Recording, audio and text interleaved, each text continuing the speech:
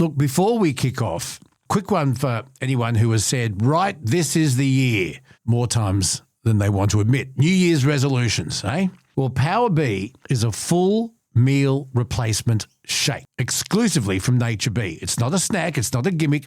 It is an actual meal. It's the only shake in Australia with Nature B's Power Pollen built in, plus grass-fed whey protein and probiotics for gut health. Now, 2 shakes a day alongside a balanced diet and exercise, and it's as simple as that. Grab the intro pack for $39.95 at natureb.com. And if you grab a couple of the other goodies and spend over $79.90 before January 30, you go into the draw to win that fantastic $20,000 worth of luxury travel. Plus, if it's not for you, well, there's a 100% money-back guarantee. Follow the links in the description or head to natureb.com. In a world where voices are silenced, one man refuses to lie down. It's about how hard you can get hit and keep moving forward. How much you can take and keep moving forward. That's how winning is done. He's been punted not once, 40 years they've been trying. not twice, You couldn't fire somebody if they were horrible, doing a terrible job. but 3 times. You're fired. He doesn't tell you what to think, but gives you something to think about. Welcome to the Bonafide podcast with Luke Boner. And he's not All right, here we go. done Hold your ears, folks. yet. It's showtime. Okay, well, hello, folks. Here we are. Yay! First full Bonafide episode back for 2026. So what number is this? I was actually thinking about this yesterday. I have got no idea. Come on, Kelsey. I actually have no idea. I don't know. I can look it up, but I didn't do it before we're recording. 78. Yeah? No, you've got to be accurate with these things. I know. Can we just say, I'll look it up. I'll figure it out between now and next episode. But let's just say for now, it's episode 80. Let's just say that. It's not. Is it not? It's 70-something. Okay, 78 then. Let's just go with that. Oh, jeez. You've got one job to do. Oh, get lost. Hey, full episode for 2026.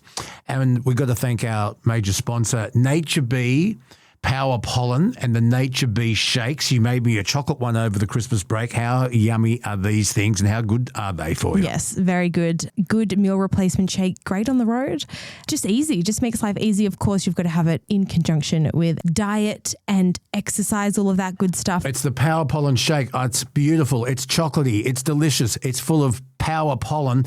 And it is so good for you. So, and also just remember, if you order over $79.90 worth of products between now and the end of January, you go in the running to win a holiday. well, we're nearly at the end of January, so you better hurry. I know. Hurry up. Hurry up. Bucket List Holiday. It's the Nature B Bucket List Holiday competition. You could win $20,000 worth of travel anywhere in the world except North Korea, Venezuela and Greenland. Yes. Coming up, the leader of One Nation, Pauline Hanson, at the time of recording this, she's got a big smile on her face. She's smiling like a carpet snake in a fowl house today because polling for One Nation has just gone way up. And two-party preferred, the Prime Minister is still the preferred Prime Minister and the ALP is still ahead, but One Nation is now basically the leader of the opposition, Pauline Hanson. So we'll have a talk to her about that, the changing of the date of Australia Day. We'll look at what is hate speech, how to fight it, do we need gun reform in this country, and a few other things as well. Just quickly, could One Nation ever be the actual opposition? Like, because everyone has always said that, like, they'll never be in the opposition. They don't have enough numbers, like, regardless. Is that true? They would need to have enough numbers in the seat of House of Representatives. Doesn't matter about the Senate. They would need to hold the balance of power in the House of Reps. So they're a long way from that. Right, okay. So it's about seats, Kelsey. Right. Okay, so in order to get legislation through in Australia, it has to pass the Senate, which originally was put in place when we started Federation as a House of Review. It's become more than that. Yeah. But you also, to govern, you need to have the majority of the House of seats in the House of Representatives. Yeah.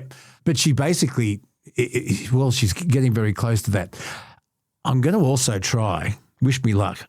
I want official One Nation endorsement on Thank You Wave Day. Well, let's try and get all the political parties. Well, I think David Littleproud's with us. Yeah, I reckon he would be. Yeah, but I'll try and see if Pauline Hanson can give us an official One Nation approval stamp on National Thank You Wave Day. Yes, and you'll hear more about that with James Ward later on. Exactly, our motoring expert. We'll have some common sense from Granny Sue, everyone's favourite granny from Far North Queensland, and Truckie Tuesday with Rod Hannifey.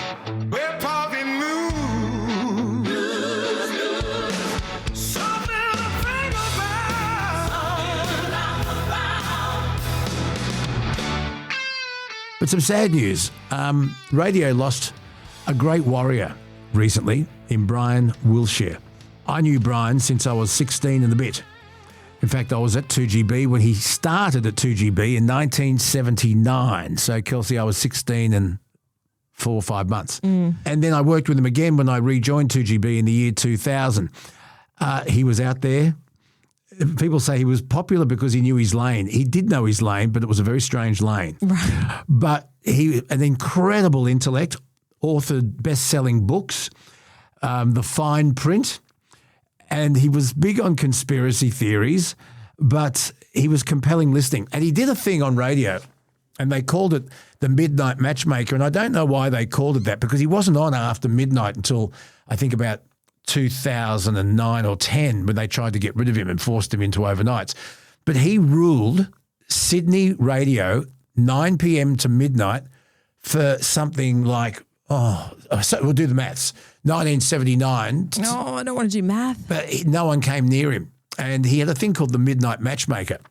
And this is before Tinder and Bumble and all those apps. Yeah. I don't know if they still do it, but in the newspapers, particularly the Daily Telegraph, they used to have single ads where you could say, wanting to meet someone, GSOH, good sense of humour, NS, non-smoker. They had all the initials for everything, and people would match up with ads in the paper. So Brian put it on the air, and I think the figure is something like 800 people married because of that show. Yeah. And so I'd hate to think how many children and grandchildren and great-grandchildren are around because of Brian Wilshire's Midnight Matchmaker. But he's an incredible bloke and we'll miss him very, very much. He died way too young. And I'm going to throw you under the bus here. We were going to have a chat with Jason Morrison about this. However, in the first official glitch donation of 2026. Well, he didn't record any audio when he was talking to Jason Morrison. So we've got the visuals, but no audio. So that's your fault. You're just going to have to imagine what they It's your equipment and all the lights were moving. Get lost. I'm going to have to make you like a children's video on how to get yourself set up properly. Just some news that's making news. The Prime Minister is under the hammer again. First, he dragged his heels in a royal commission into Bondi, and then in a rush, he thought he would try and pass laws through the Parliament addressing hate speech and gun reform. He's backpedaled on that as well. And in fact, the Parliament is meeting as we speak, Kelsey, so we'll know what comes out of all of this. But he was told by anyone that would listen, look, these hate speech laws are being rushed and they may not stand up as far as the Constitution's concerned. He's now gone, I didn't get it right. No, I find this whole rhetoric so annoying because when Bondi first happened, the one thing that the Labor government said was we don't want to rush through laws, and everyone was putting on all this pressure. No, that was for the Royal Commission. Yeah, but it was about everything. Everyone was putting on all this pressure saying something has to happen right now, immediately. But he's admitted he rushed it. I know, copping so much slack. They resisted because there was so much pressure. And now it's backflipped and everyone's going, oh, he's rushed it through. And it's like, you guys wanted it to be rushed through. It's so frustrating listening to this rhetoric. Yeah, I don't know if it's rhetoric. But he got it wrong. He admits he got it wrong, so let's hope they get it right. But how do you stop hate? Yeah, I think it's a lot to do with education as well. Like in the West, we are so poorly educated about what goes on in the rest of the world, not just in the Middle East, literally everywhere. We're really uneducated about what goes on outside of Western culture. So I think the first step is probably education. I'm going to talk to Pauline Hanson about that and we'll see what she has to make of it. And the social media ban it seems to have worked. That's a ban on anyone under the age of 16 in Australia being able to get onto a social media platform. However, I found this a little bit bizarre. There's a boot camp that's available where kids who are going through anxiety and stress because they can no longer get onto TikTok or Insta or whatever it is they were on, and they get dressed up in camouflage fatigues, and there's no phones, no social media, no electronic devices at all, and they sort of do army training and bush skills and things like that. It's a shame that this is necessary, isn't it? Well, it's the world that was built for these kids. Let's just remember that. It's not the kids, it's the world that we built for them. So, yeah, it's sad, I guess. But, yeah, I mean, you don't know what you're not exposed to. I just think it's sad that we don't communicate anymore, that we've got kids who don't know how to talk other than using social media. We do. It's just a different form of communication. And let's also remember that these kids were in the most pivotal time of their lives when everything shut down. They lost so much practice on how to communicate with people. Good point. So, yeah. So I didn't grow up with it. Let me ask you this, millennial. If you lost your phone or it just didn't work for 2 or 3 days, would you get anxious? Probably, because you email me about 35 times in a day. Well, that would be a relief. No, it You'd be wouldn't. relieved. No, but I'd be anxious because I never know what you will put an important email So I'm the cause of all your stress. Oh, absolutely. Excellent. My work is done. The e-bike dilemma continues to affect a lot of Australians, and we still haven't got this quite right. In Japan, they've got really, really strict rules. They're heavily, heavily limited on the power. They're regulated. You cannot use the motor for a bike to accelerate. It is there for pedal assist only, and they have to be registered, number plates, and compulsory insurance, green slip insurance. Now, what about what happened on Sydney's northern beaches during the torrential rainfall that we've been seeing, and Long Reef Golf Course? Yeah, there would have been about, I didn't count, but it looked like 30, 35 teenagers on e-bikes riding all over the golf course. And Mum, who actually works at a golf course, she was saying that the greenskeepers, is that what they're called? Greenskeepers? Greenkeepers. Yeah, whatever. They would be absolutely livid because it's really, they tend to cancel golf on rainy days because it is really bad for the course. So having all of those heavy e-bikes just trashing the course without any regard for anyone else, not a fun day for those greenskeepers. But these bikes are out of control.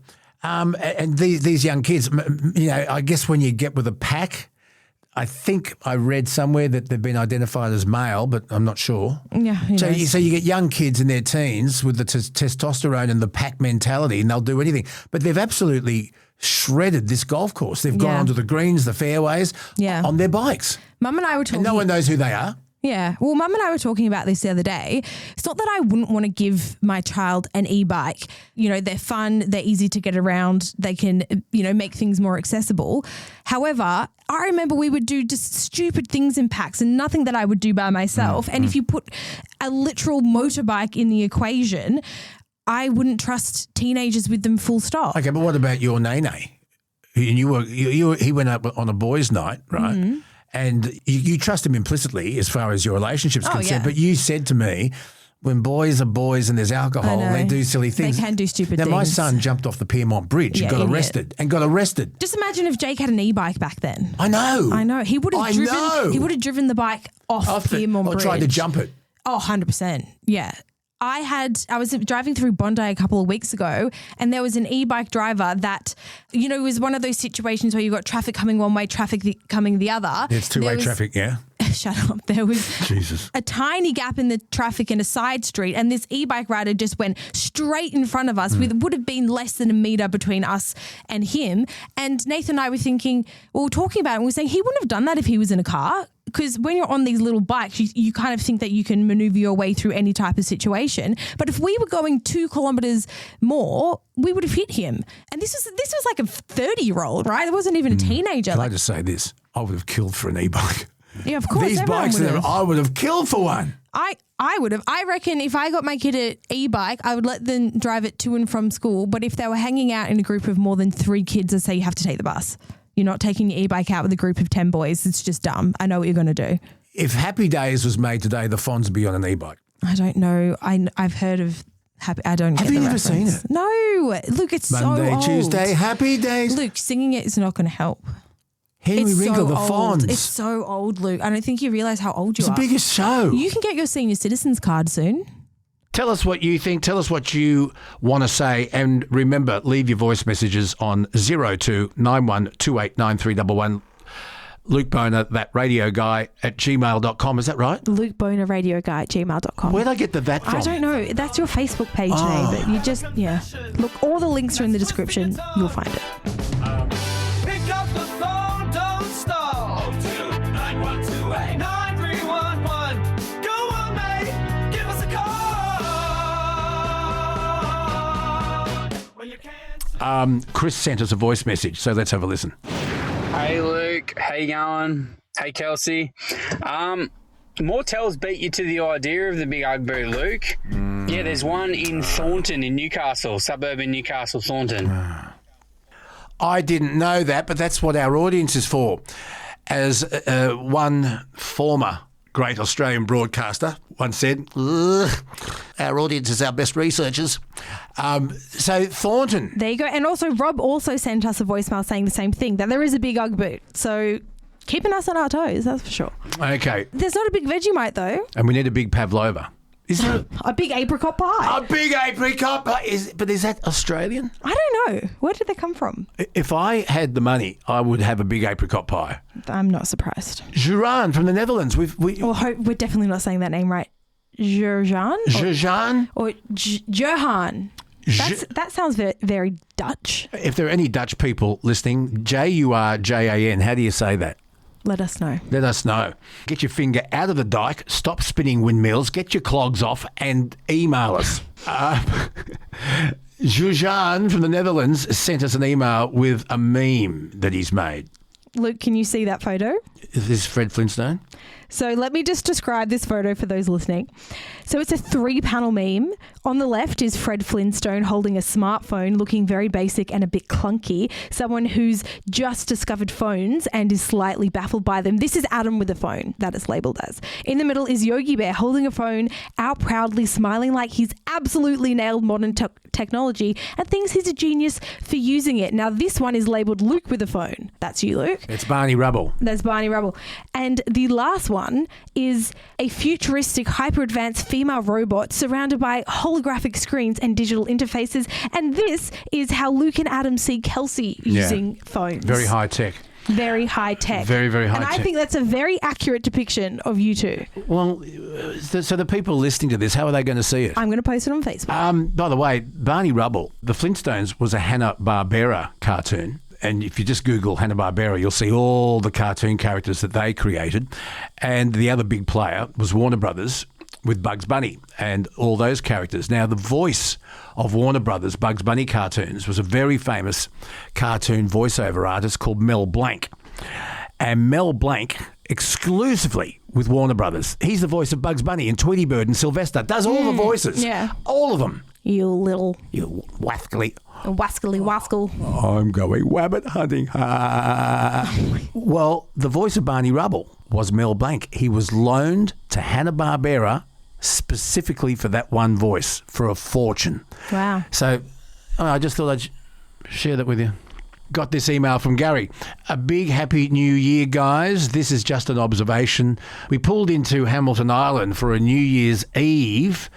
We are sitting on the balcony having a bevy or two, watching the world go by. Luke, this is where your phone game... What phone game? Like, because you are so anti people using their phones at concerts and, people aren't observing the world through their eyes, they're observing the world through their phone. You talk about this all the time. Yeah. We're in paradise with every effer is on the phone, whether driving golf carts or they're back to the ocean, glued to their screens. It's a mad, mad world. Do you know what I think's even madder? People who go to concerts and aren't watching the person on stage, they're videoing it, looking at their phones. We're aware. Nikki, the last concert Nikki and I went to was The Cause up at Hope Estate, and we're just having the best time. They were so good. And the person in our row, just up from us, had what's that called? A laptop. Yeah. Yes. No, it was a big. It's tablet. A tablet, but as big as that. Yeah. and they were holding it up, That's silly. recording it, and they weren't watching the cause. Yeah. What's wrong with people? I don't know, because you don't want to forget the moment. You want to record it so you've got it forever. Angela has sent us a voice message. Okay. Hi Luke, it's Angela Drabs. Used to be Angela Milne, worked with you at 2BS in Bathurst. I'm really loving listening to you on the radio in my office. I have my own real estate business now, and I sit here every day and I just think, wow, how good is that? Anyway, hope you're going well. Just wanted to say hello. How cute. Angela, lovely to catch up with you. I hope not too many voices from my past from Bathurst contact us, Kelsey. You may have to edit them. All right, we got this message from Kay. It says, hello, Luke and Millennial. I just have to share with you the largest inland city in New South Wales, the city of Wagga Wagga. So nice they named it twice. Haven't you said that before? Yeah. Now, Luke, I would be surprised if you... You know what? What? You can actually get away with just calling it Wagga. Can you? You can call Wagga Wagga Wagga, but People know what you're talking about. you can't call Woy Woy Woy. Now, Luke, I would be surprised if you have never been here, especially if you live in Young, just a 2-hour drive north on the Olympic Way.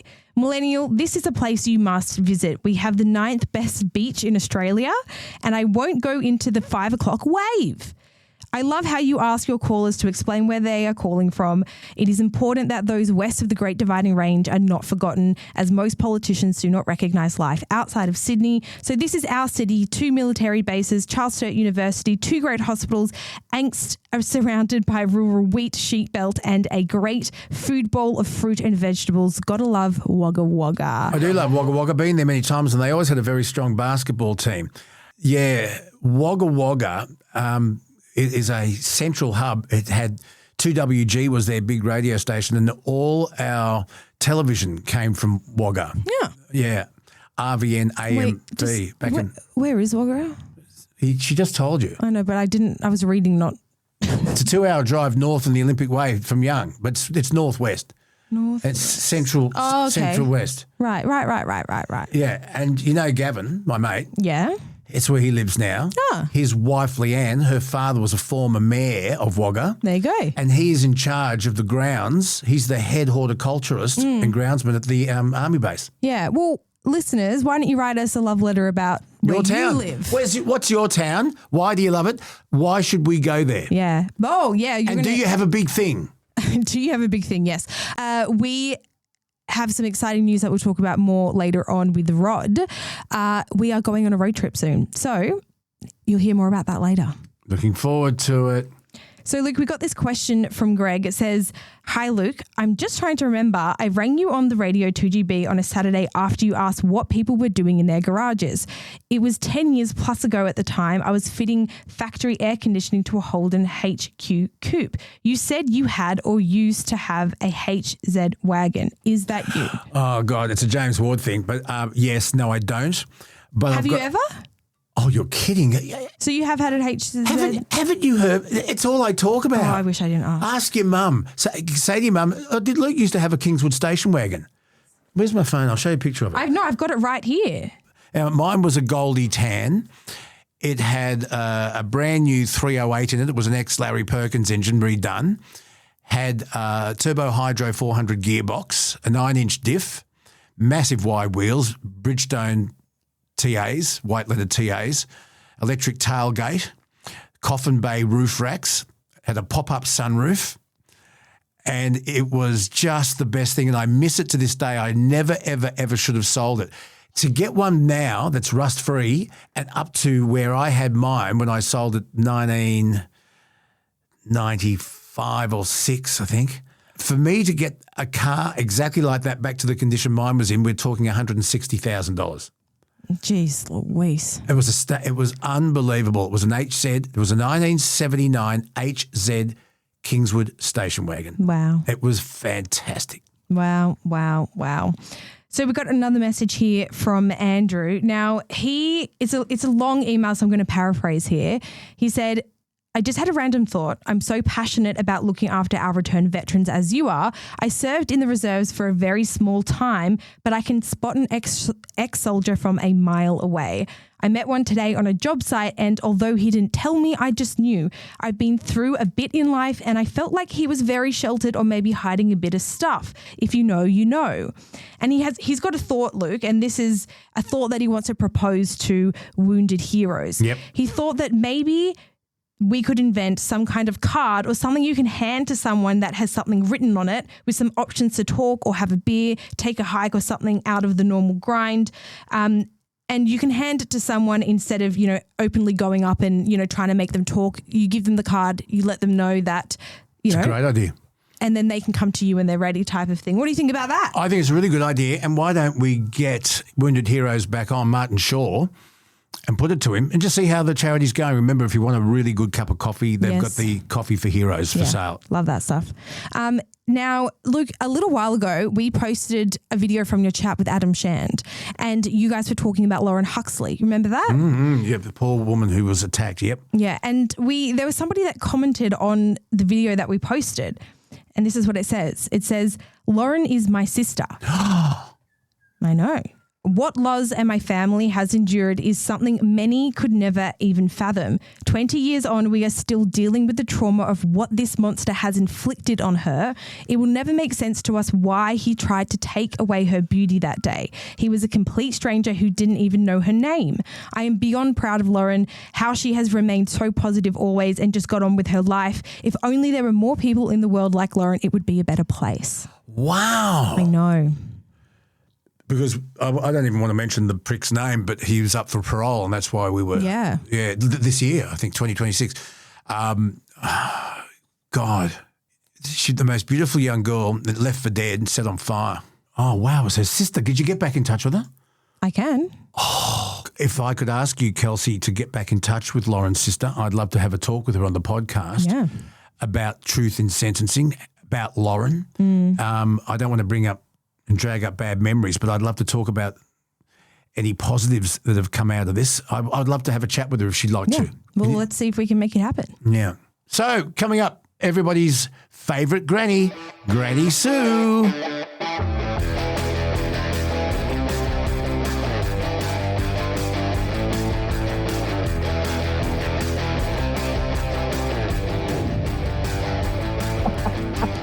Our favourite Granny Sue. Our favourite granny. How many have you got? Well, Millennial, it wouldn't be the Bonafide podcast without every now and then talking to Australia's favourite granny. And that is Granny Sue from Yorkeys Knob, Far North Queensland, where the rain has been coming down. There's been flooding in Queensland. Granny Sue, cooey! Cooey to you too. How you going with the weather? I mean, it is the wet season in Far North Queensland, so the rains and the cyclones, they always come. How are you coping? What's happening in Queensland? We missed out on the cyclone. It went down below us. A couple of days before the cyclone, I got 130 mils here, but that's all the rain we had for that little spat. Yeah, it's fine today. It's a beautiful, fine day today. I've never experienced the cyclone. I have on the air. I've been on the radio when cyclones have hit Queensland, Northern Territory and WA. What's it like going through a cyclone? Take us through it. Well, I've been in the middle of a cyclone. Wow. And it's very windy, very rainy, and then all of a sudden there's dead still. And the eye comes. That's the eye. That's the eye, because it goes around in a circle, yeah. And then it starts again. And we just stayed in the strongest part of the house, and when it was all over, went outside and cleaned up the mess. I was working on a cattle station. It blew down trees and wrecked the garden and a whole heap of stuff, but it wasn't that bad. I think the one that we had, just recently, a couple of years ago, that was worse. We were without power for 5 days and I couldn't even move off my little patch of grass where I was because there was water all around me, and it stayed there for days.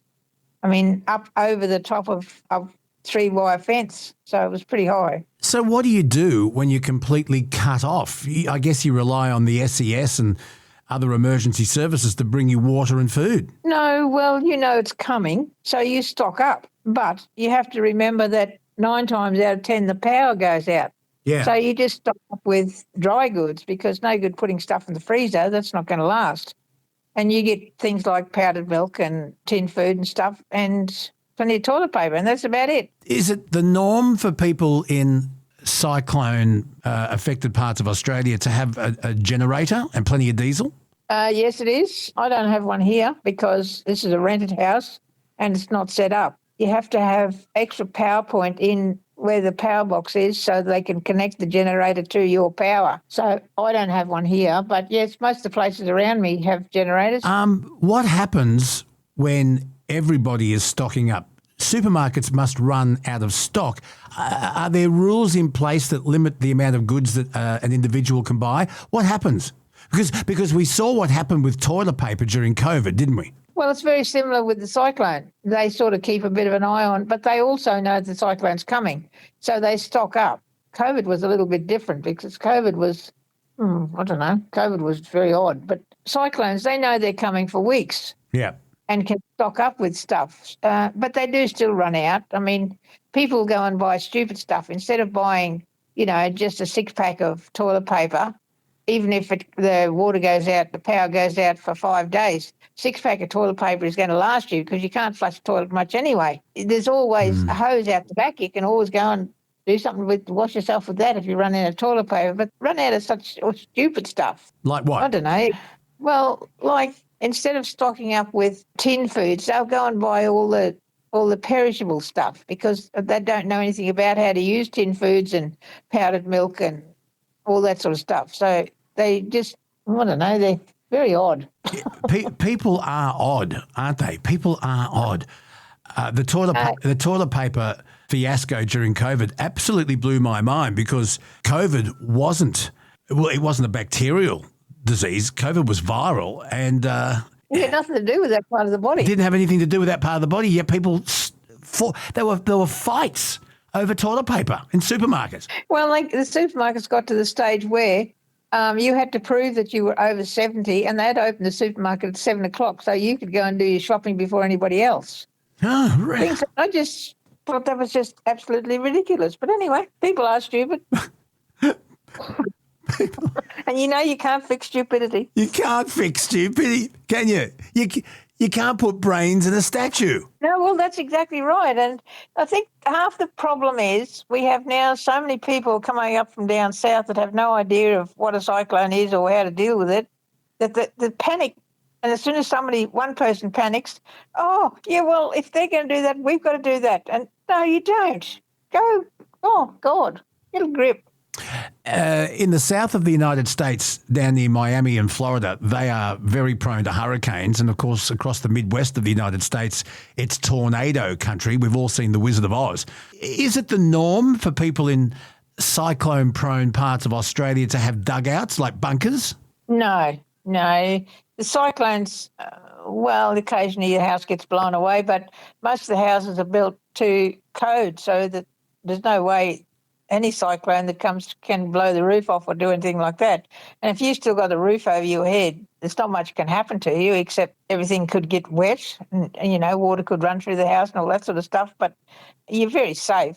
It's not like a cyclone or a tornado or a hurricane or whatever. Yeah. It's funny you should talk about codes because those codes really came into place when Cyclone Tracy demolished Darwin Christmas Eve, Christmas Day, 1974, and Darwin was blown over. And the thing that amazed me is, Darwin's top end of Australia in the tropics, cyclone-prone country, and yet those codes didn't come into place until after 74. Well, Well, probably that none of that country was so well populated until then. Yeah. See? And there would have been people on stations, but Darwin was probably just a little country town where there was not much happening anyway. It's funny, I've never been to Darwin, but the millennial's mother, the Minister for War and Finance, she lived in Darwin for a couple of years with Kelsey's dad. And she said the place is mad. It is so hot, everyone goes into air conditioning, and the places that have air conditioning are usually pubs and clubs. So people live in the pubs and clubs to escape the enormous humidity. And what do? They drink. And she said the place is absolute, well, it was when she lived there. She said the place is full of lunatics. Yeah, especially when the wet season comes. They call it mango season because the mangoes are in flower and fruiting. Yeah. And everybody got mad about the same time, so they called it mango season. Yeah. But yeah, Darwin had what they call a Darwin Stubby, and it was 2 litres of beer in a bottle. And it was in a big brown bottle, wasn't it? That's it. Yes. No, I lived just outside Darwin, so I spent a fair bit of time in Darwin. One of the stations I worked at was Tipperary, where the zoo was, and we're only about 70 k's from Darwin, so we used to go up to Darwin to go shopping because it was cheaper than buying it in the store at the station. Wow. Kelsey, have you ever seen a Darwin Stubby? Can we get a photo of a Darwin Stubby on our Facebook page? Because I don't think many Australians have actually experienced one. Now, I had a mate who lived just a normal one? No, it's huge. It's 2 litres, Kelsey, but it looks like a stubby. I've seen them. I think I know what you're talking about. I don't like. A mate of mine lived in Darwin and he came to visit me for a while and he brought down a box of them in his car. Yeah. I didn't like it because it goes too warm too quickly. I don't like warm beer. But yeah, it was a Darwin Stubby. It was designed to hold in your hand like a stubby, and you didn't share it. People in Darwin drink them on their own, correct, Granny? Yeah, that's right. And because when it goes hot, they just call it territory temperature. Oh. And by the time they get to that far down the bottle, they don't know whether it's hot or cold. They wouldn't have a clue. The Darwin Stubbies my mate brought down, I'm pretty sure they were made by Tui's. I can't remember. I think I remember seeing Tui's on the bottle, but these huge dark brown bottles, Kelsey, and they weren't like a bottle, a long neck. They're seriously stubbies, and you held it in your hand and you drank it on your own. Yeah, you don't no sharing. No. I don't sharing. Yeah, I'm not a fan of beer in the first place, so I don't think I would do well with a Darwin Stubby. I don't know if they still make them anymore. I really don't. I wonder, do they still make the Darwin Stubby? Anyone out there listening, have you had a Darwin Stubby? Have you got one? Can you send us a photo of it? And can you have it, the photo of you holding it in your hand so we get an idea of scale? Because they're unbelievable. Only in Darwin, eh? Yeah, only in Darwin. Most of the things that happen in Australia only happen in the territory, trust me. Because when someone's a little bit loopy, there's an Aboriginal word that I use, narigar, right? Narigar means a little bit crazy. Is everyone a little bit narigar that lives in the tropics? Because there is a term for it. They say he's gone tropo. Is everyone a little bit weird? Yeah, it's the mango season. Yeah, they do go a little bit weird up there in mango season. I just think the heat gets to everybody and they just lose it. I don't know. They're very odd, some of those people. Can we move on to a couple of topics that Kelsey and I and our listeners would love your advice on? Okay. Okay. I want to talk about sharing different things during a relationship. All right. Now, just bear with me, Granny Sue. Yeah, okay. Okay. Kelsey and I saw a story online recently about a wife who was devastated after her husband refused to forgive her for doing something in front of him after 9 years together. Do you know what she did? What? She farted. You joke. I'm going to read you the story. A wife is at a loss for what to do after farting in front of her, quote, disgusted husband 9 years into the relationship. The Australian woman, who we'll call Emma, said her husband, who we'll call Rob, refuses to forgive the disgusting and unladylike offence despite friends insisting he is the one in the wrong. Emma told Kidspot she had always known Rob hated women farting or burping, and for the duration of their 9-year relationship, she made a conscious effort to hold it in, not to do it in front of him. She is still trying to live down the night she accidentally, quote, let one rip, unquote, as she was falling asleep after eating too much pizza. She said, farting is the most unladylike thing a woman can do, especially in front of her husband, Rob said to her after the incident. Granny Sue, there's another one I want to get to, but let's answer this. Is it okay to fart in front of your partner? Oh, if you're in bed, pull the blanket over your head so he gets the full volume. Dutch oven. That's called a Dutch oven, Kelsey. Did you know that? Of course, everyone knows that, Luke. Okay. Well, you didn't know what a Darwin Stubby was. But yeah. Yeah.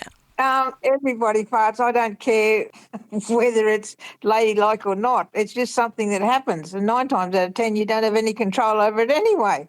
So, far out. I've got to say, Kelsey's mum doesn't fart.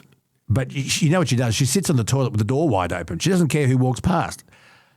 That bothers me. Right, why? I do Oh, exactly Luke, you the same. do the same thing. Don't pretend that you don't. I close the door, Kelsey. Oh, rarely. I usually get a meter away from the bathroom door and have to say, Luke, are you in there? And 9 times out of 10, you'll scurry and quickly close the door. Oh, that's if I'm doing a number 1. But if I'm doing a number 2, I close the door and lock it, and then Anyway, so Granny Sue, Yes. we've got a dilemma for you, and you're going to have to listen to something. Listeners, stay with us for this. You won't believe it.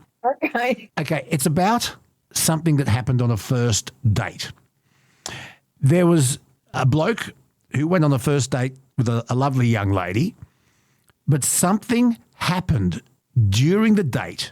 She was absolutely bamboozled, confused and bewildered as to why this bloke didn't call her back for a second date after the first date. She thought everything was fine. She thought he was a nice bloke. She presented well, but she was confused. So she wrote into a radio station. And Granny Sue, I want you to have a listen to this call. Are you ready? Yeah. Okay, let's go to the video. Can you give me one specific thing? Yeah. Was she sloppy when she was eating her food? She not put her napkin on her lap? What specifically made you think that she's nasty? Well, it was going fine, and like halfway through the meal, she grabbed my hand and she leaned over into my ear and whispered, "I'll be back in a few minutes. Okay. I have to honk out a dirt snake." No, she did not say that on the first Oh, You're no. kidding me. You're lying about that. A dirt snake. could not A be dirt real. snake. I swear to God. And she What was that whispered term again? What was that term again? Oh, man. She said I have to honk out a dirt snake. Was she being funny, or was like this a That's legit? what I thought. I thought she was making a joke, and I just said, "Are you serious?" Dirt snake. She just said, "No, really, I have to go download a brown load." She had to have been joking then. Yeah, I mean, come on. Come on, man. Like I don't know one girl that would do that way. seriously. she had to have been joking with you, Danny. She was not. She left. She was gone for a few minutes. I mean, at the time, I couldn't eat. I lost my appetite. That's how serious she was being. What did she say when she got back to the table? Like, she had to have had a smile or been laughing. Yeah, she had a smile, and she patted her belly, and she said, "It looks like someone dropped the kids off at the school." She's so good. Oh my gosh, was your face red? I didn't know what to say, and she just jumped right back into her meal. And after a few minutes, she noticed, and she thought I didn't like it. She asked me if I didn't like the food, and I said I just pretended I was feeling sick. She's actually listening and on the other line right now. Oh. Amanda, did you actually say those things, or is he over-exaggerating? Yeah, I said those things. You did? What? Why? Women do go to the bathroom, and I like to joke around a lot, and I said it in a joking manner, and I was going to be honest with him, you know? Okay, so the lines that you used, those were jokes, but you really did have to do what you said you were doing? Yes. There's truth in every joke, Jubal. But I don't know why you're being such a stickler about it. I mean, don't you go to the bathroom? Yes, I do, but I don't tell people like that. I mean, you could have just said, "I'm going to go to the restroom," or powder your nose, or whatever. Yeah, say that. But it wasn't a joke. I had to Amanda! Dude, I have to, girl. Amanda, you don't care at all, huh? I mean, honestly, would you rather me at the table be like, "Hey, I got to go No, I don't think that's what Danny's saying. No, you could have said, "I have to go to the bathroom." To say it that way is if, like, I'm your brother and we're hanging out, you know. Well, I'm just descriptive. I'm a joking kind of person, and I'm descriptive, and so I, have fun. So, Granny Sue, she said on the first date, whilst they're having dinner, first up she said, "I need to honk out a dirt snake." Okay, I'll let Granny Sue recover. And then she gets back and pats her belly and says, "I just had to." You done? Yeah, I just had to download a brown loaf. drop the kids off the pool. And then she says, I just had to drop the kids off at the pool. And she wants to know, and she was confused as to, completely dumbfounded as to why he didn't ring her back after 2 weeks. Oh, Kelsey and Granny Sue, please take over. I think Granny Sue's. I think we have to talk to Granny Sue in 10 minutes. I have to download a Brownlow. Look, she's a lyrical genius. Oh, I had to honk out a dirt snake. Oh, God. That poor man. At dinner. Oh, I feel sorry for him. I'm sure she will find somebody that appreciates those types of jokes because a lot of men have potty humour. Granny Sue, please say something. What can you say? Oh, my Lord, I want to know. Oh, dear me. Bamboozled one. He didn't ring back. Oh, my God. Oh, dear me. I got tears streaming down my face. Imagine if for dessert he'd ordered chocolate fudge.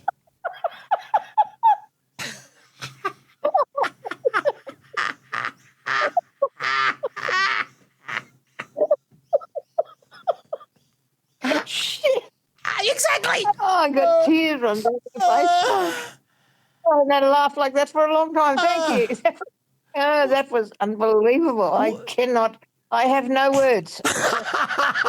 And for me to have no words, that's very rare. But I have no words. What's your advice, Granny Sue? Run, mate, don't it? I would have left when she went to the bathroom. I wouldn't have been there when she got back. I think she was running. Yeah, but I think he should have run when he went. He shouldn't have waited for her to come back. He should have just left. That's what I would have done. Oh, but he was too much of a gentleman. Maybe he wanted chocolate eclairs. I don't know. Yuck, stop it, Luke. That's gross. Stop it. None of that. Luke, that's really bad. Where do you find this stuff? We save it for you. What was she drinking? Metamucil. Stop it. Stop. Metamucil on the rocks, please. Milo. Oh, my God.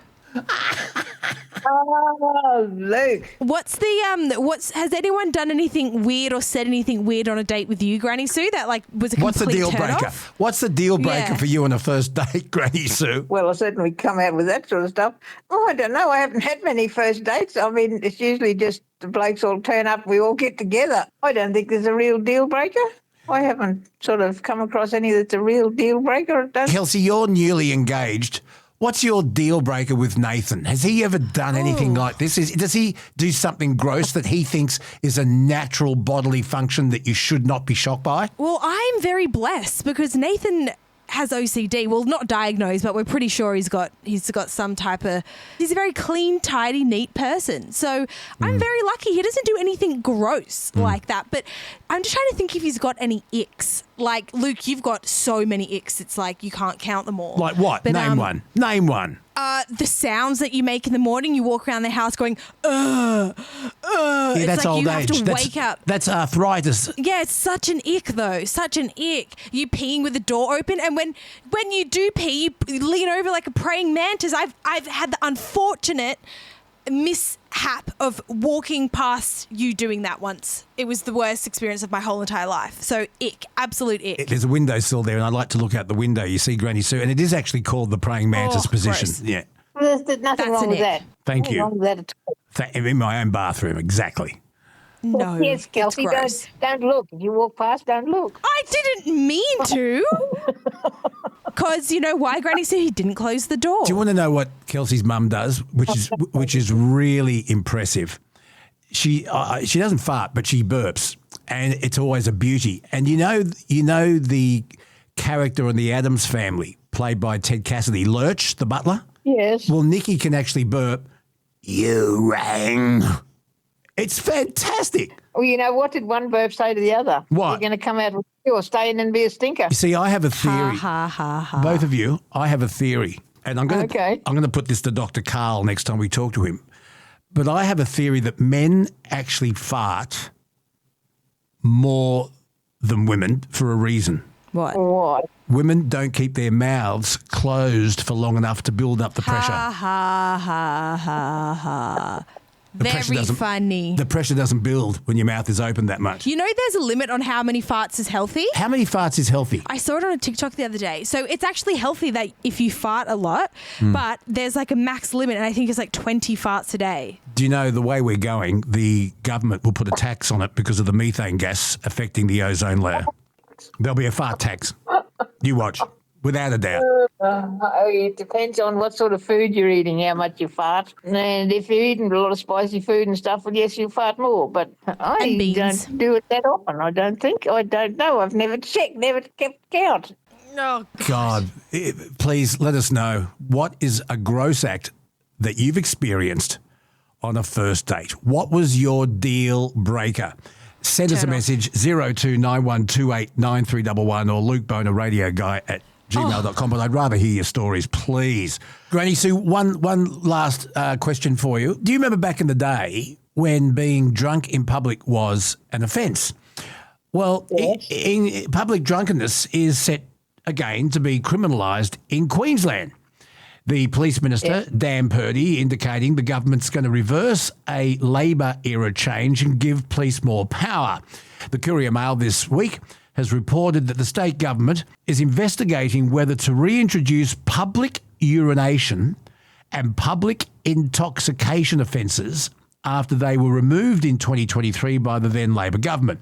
Mr Purdy on Monday indicated the government would strengthen the laws but did not indicate when. Public intoxication used to be a lock-up offence in New South Wales. And back in the day, I think it was called the Civil Offences Act. And if you were deemed to be drunk in public, you were put in the back of a paddy wagon and taken to the police station, put in a cell for the night until you sobered up. It was actually the Summary Offences Act. There was the Summary Offences Act. God, my brain was going dead. I'm back on track. Granny Sue, do you remember when you could be locked up and put in a paddy wagon for being drunk in public? Yes, I do. Take us through it. If you were caught drunk outside in a public area where you're not supposed to be, no public area is registered for alcohol anyway. So if you are even with a stubby out on the street, you could be locked up because that consists of that you are intoxicated in a public place. That's why they have hotels and why they have laws, so that you don't get outside that area. Once you're outside that area, you are very likely to be locked up. And I think it should be the same everywhere, because there's nothing worse than walking down the street and you run into a whole heap of people standing around the corner drinking when the pub is just around the corner. There's nothing worse than that. No, I think that it should come back in. I really do. Kelsey? Sorry, I was putting my blankets in the wash. Excuse me. Yeah, thanks for your dedication, Kels. Yeah, you're so welcome. I'm a multitasker, Luke. Yeah, drunken idiots are annoying, but I don't know. I feel like Australia will have an issue with this. It was turning it into a nanny state. You guys bloody love that term. Like, I don't know. What do you think, Luke? When the doors of any hotel or nightclub close, especially if they close at 2 or 3 or 4 in the morning, it's going to be very hard to find someone trying to find a cab or getting home, Granny Sue, that's not drunk. It's not that they're drunk. They've got to have alcohol with them. If they've got a stubby or a can or whatever with them, then that's being drunk in a public place, as far as I can tell. I don't think it's got anything to do with the fact that they've staggered out of a nightclub and they're drunk. It's got to be drinking in a public place, not just drunk in a public place. It's like you can't have open bottles, even if you're not drinking it, you can't have open bottles of alcohol in your car. Yeah. You can't have roadies. Yeah. Well, and we used to call it one for the road. Can you believe it? Yeah. Yeah, can't do that. How many times? A lot of times in the outback, the trip was 10 stubbies. Jesus. No How seatbelts. far away is the place? Oh, about 10 stubbies. No seatbelts. Kids all the back of the... One of them asleep on the back shelf. Yep, that's right. That's exactly right. Yeah, how far away is that? Oh, about 12 beers. Yeah. Yeah, that's it. Yep. I think Nathan once got a fine for peeing on a wall in Manly. Did he get arrested? No, just got like a slap on the wrist and a fine. Yeah, I think you can be. Well, the Summary Offences Act that was around when I was growing up, it got you into trouble for that, and then they softened things. I remember back in either 1971 or 1980, I was reading in our local newspaper, the Manly Daily, about a guy that was caught urinating after a night on the tiles. And he was urinating in a shop front. And the police officer came along and arrested him. He went to court and he was arrested for offensive behaviour. And the only person that saw this behaviour, Granny Sue, was the arresting police officer who was 20 years experience in the force. And he was a big burly kind of a bloke. And the guy got off because his lawyer was absolutely able to prove that the police officer could not have been offended. After 20 years in the police force and having seen the things he'd seen, there was no way that behaviour could have been deemed offensive if it was only the police officer that saw him. So how's that?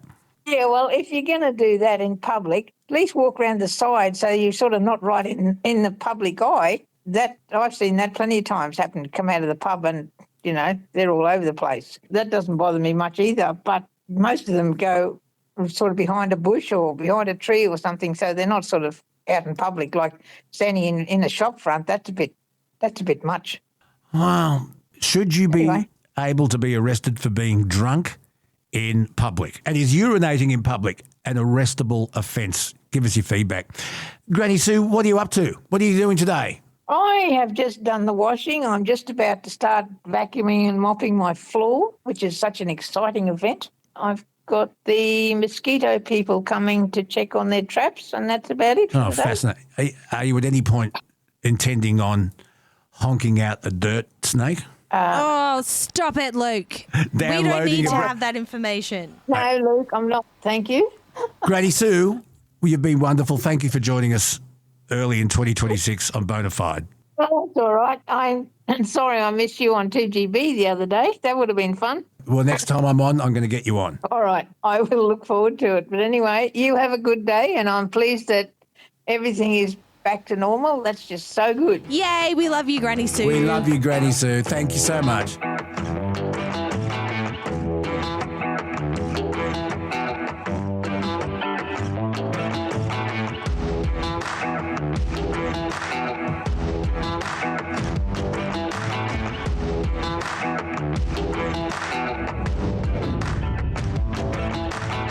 Now, do I keep saying Happy New Year for this podcast? And I think I will if I'm talking to our regular contributors for the first time in a new year.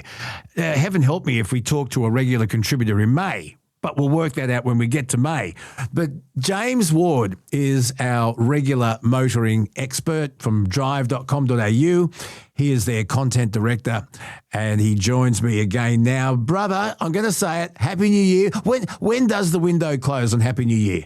Mate, I am firmly believing that Australia Day is your cutoff, because you've got plenty of people who, like, this is the second week of January. I've been working through since I've been saying Happy New Year to people since the 1st of January. But there's people you don't see until various times. So I reckon we have that elasticity of January to Australia Day.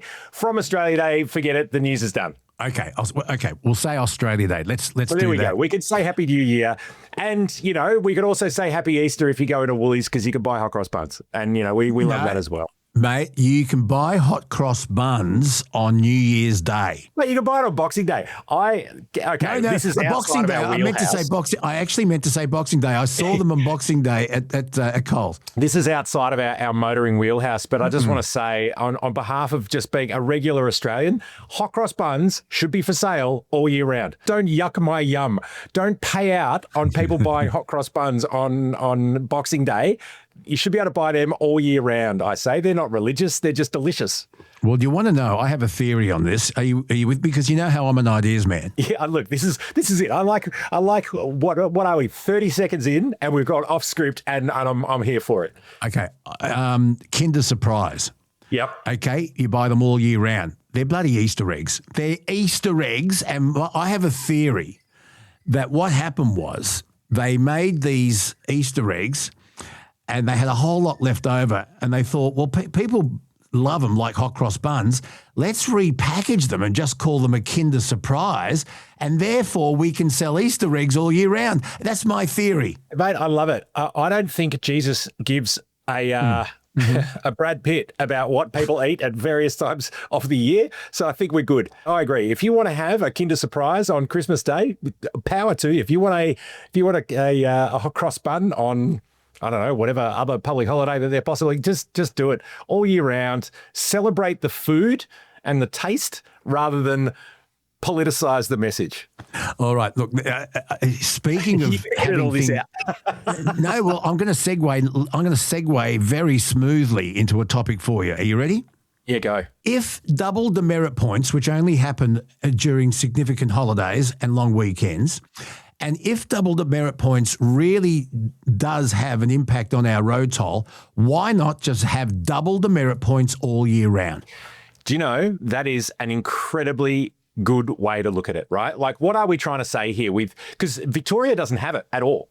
And so the idea that you've got a period of this is stick, not carrot kind of thing. But if it's basically, if you're caught speeding, like we say, through those double demerit point weekends, if that has measurable impact and people go, I can't afford to lose 6 points for a minor speeding infraction, surely that says that the fines that we have in place are not significant enough. And look, we've said this before with all sorts of various things. The people who are doing the most wrong things are the people who know that they're doing the wrong things and the people who will do the wrong things regardless of what the penalties are. And you see that. You kind of can't rule set, you can't govern around those things. So there's a counter here, right? Is increasing the fines and increasing the demerit points, particularly where we don't use human intervention, right? If it's a highway patrol, and I have heard over the Christmas break any number of stories where people have been pulled over by highway patrol for various things and being courteous and polite and owning up to your mistake, go, yeah, okay, I probably was doing the wrong thing. I'm really sorry. Working with that human being that is the highway patrol officer tends to be a far greater, a better outcome. You've got someone there who says, explains to you what you're doing, maybe pulls it down a little bit, is a little bit more lenient than what it needs to be, especially if you're a first-time offender, and you end up with a learning experience for the driver and a better experience all out. Like, yes, okay, you still get a fine, you still lose points, you've learned your lesson, you've had a police officer tell you what you've done wrong and why and blah, blah, blah. Swap that out for just cameras that don't care, and all of a sudden you've got this heavily policed country. My always opinion with cameras are, if you're on the Hume Highway and it's 110 and you're doing, in Victoria, if you're doing 114 in a 110 zone, you can get a fine, which is frankly idiotic. But if you're doing, let's say you're doing 114 in Victoria on a clear day that's crystal clear, wide open blue skies, very little traffic, nicely paved roads, you'll get a fine. If you're doing 113, where you won't get a fine, in freezing cold, horizontal rain, zero visibility, horrendous, no headlights on, horrendously dangerous, the camera's like, nah, man, you're good. Whereas a human police officer will pull you over and rip you a new one for being an absolute moron. Whereas if you're doing 114, you go past highway patrol, he's like, you're good. So I think we've got this kind of thing here. I don't mind the fact that maybe we do need to have harsher penalties. And something that I've always said is if you're a first-time offender, or let's say you've got, and again, we've got our licenses with 12 points. If you've got basically a full 12-point spread, so you've never had a fine, maybe you're down to 8, so you've got the majority, you've got 2/3 of your points are okay, then that should be one of those, you should get the standard fine. But if you are on the edge and you've been a repeat offender and you've had a lot of infractions and then you're doing something stupid again, you should get the double demerits because you are a risk. Whereas the person who's doing it the first time, who's going down a hill, doesn't really concentrate, maybe goes a little bit above speed limit, never done it before, they should get a little bit of leniency.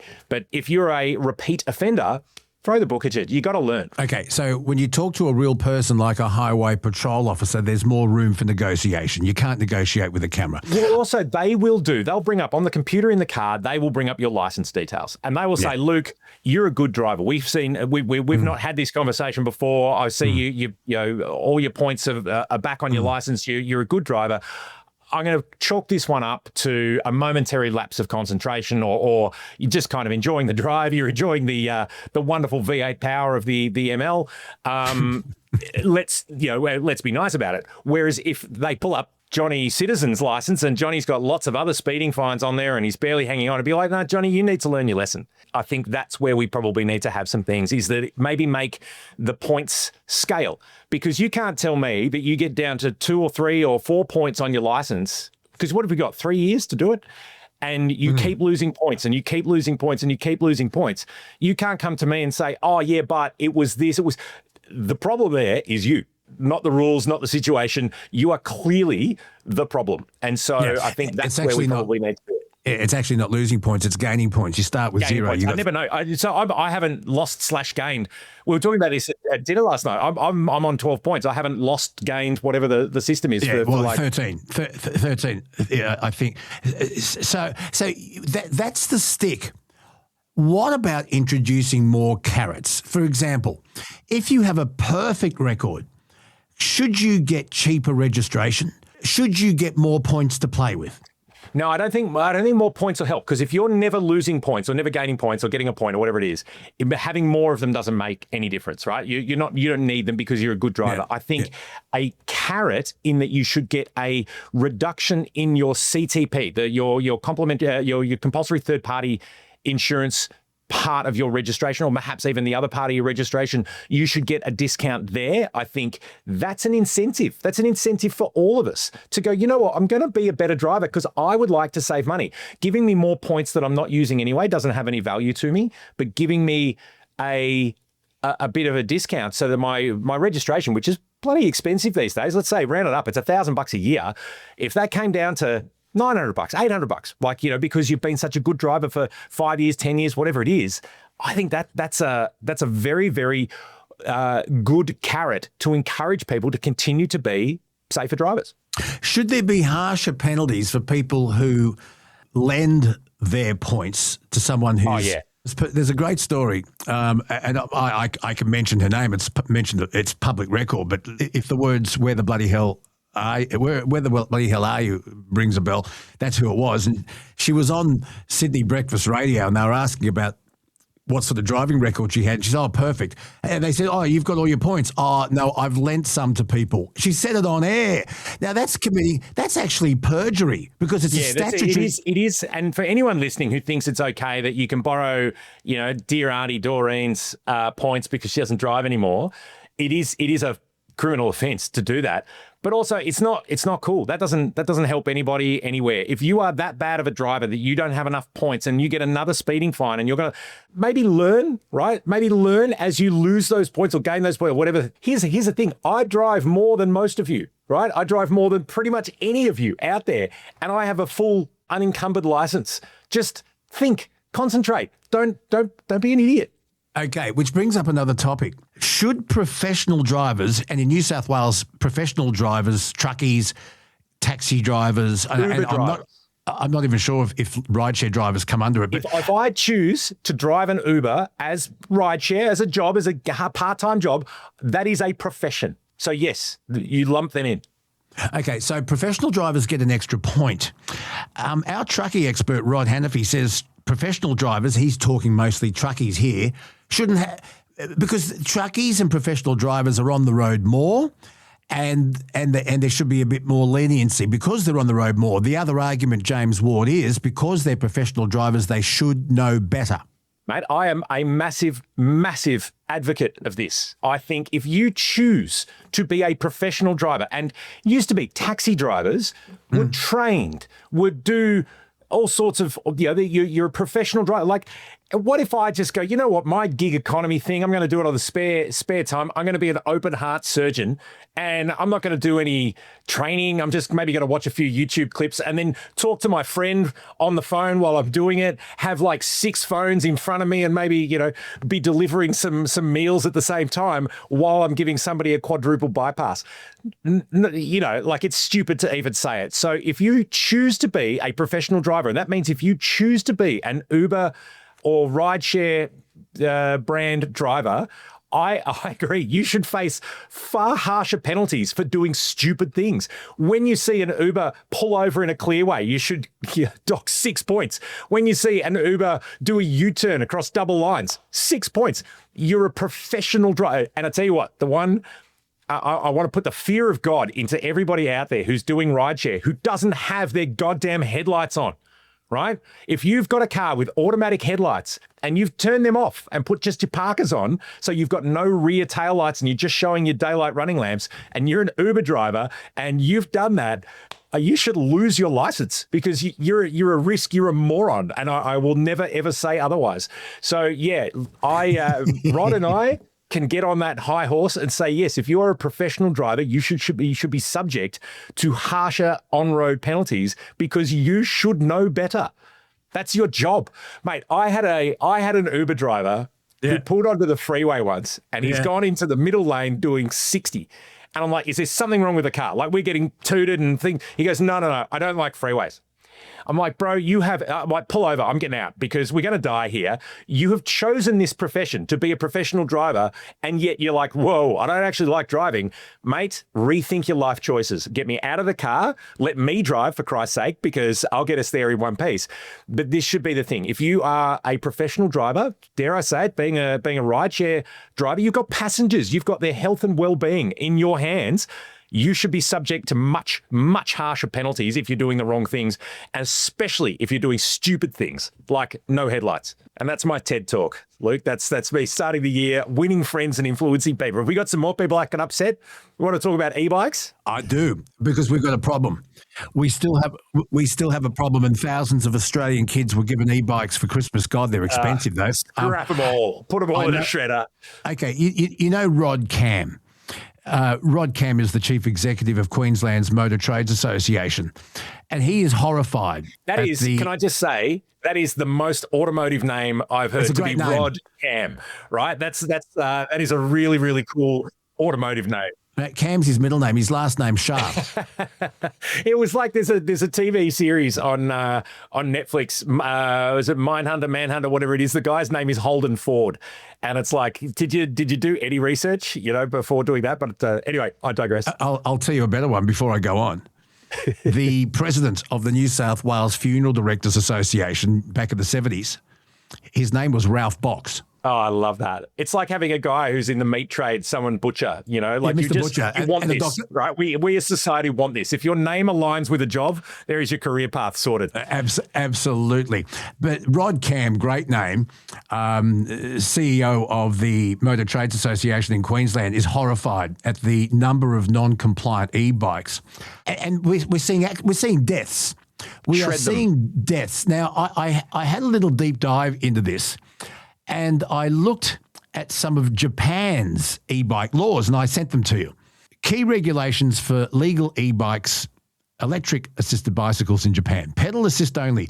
The motor must only assist the pedaling. It cannot propel the bike on its own. That's number one.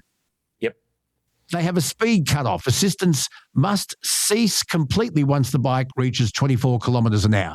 Gradual power reduction. The motor's assist should gradually decrease as speed increases from 10 to 24 Ks.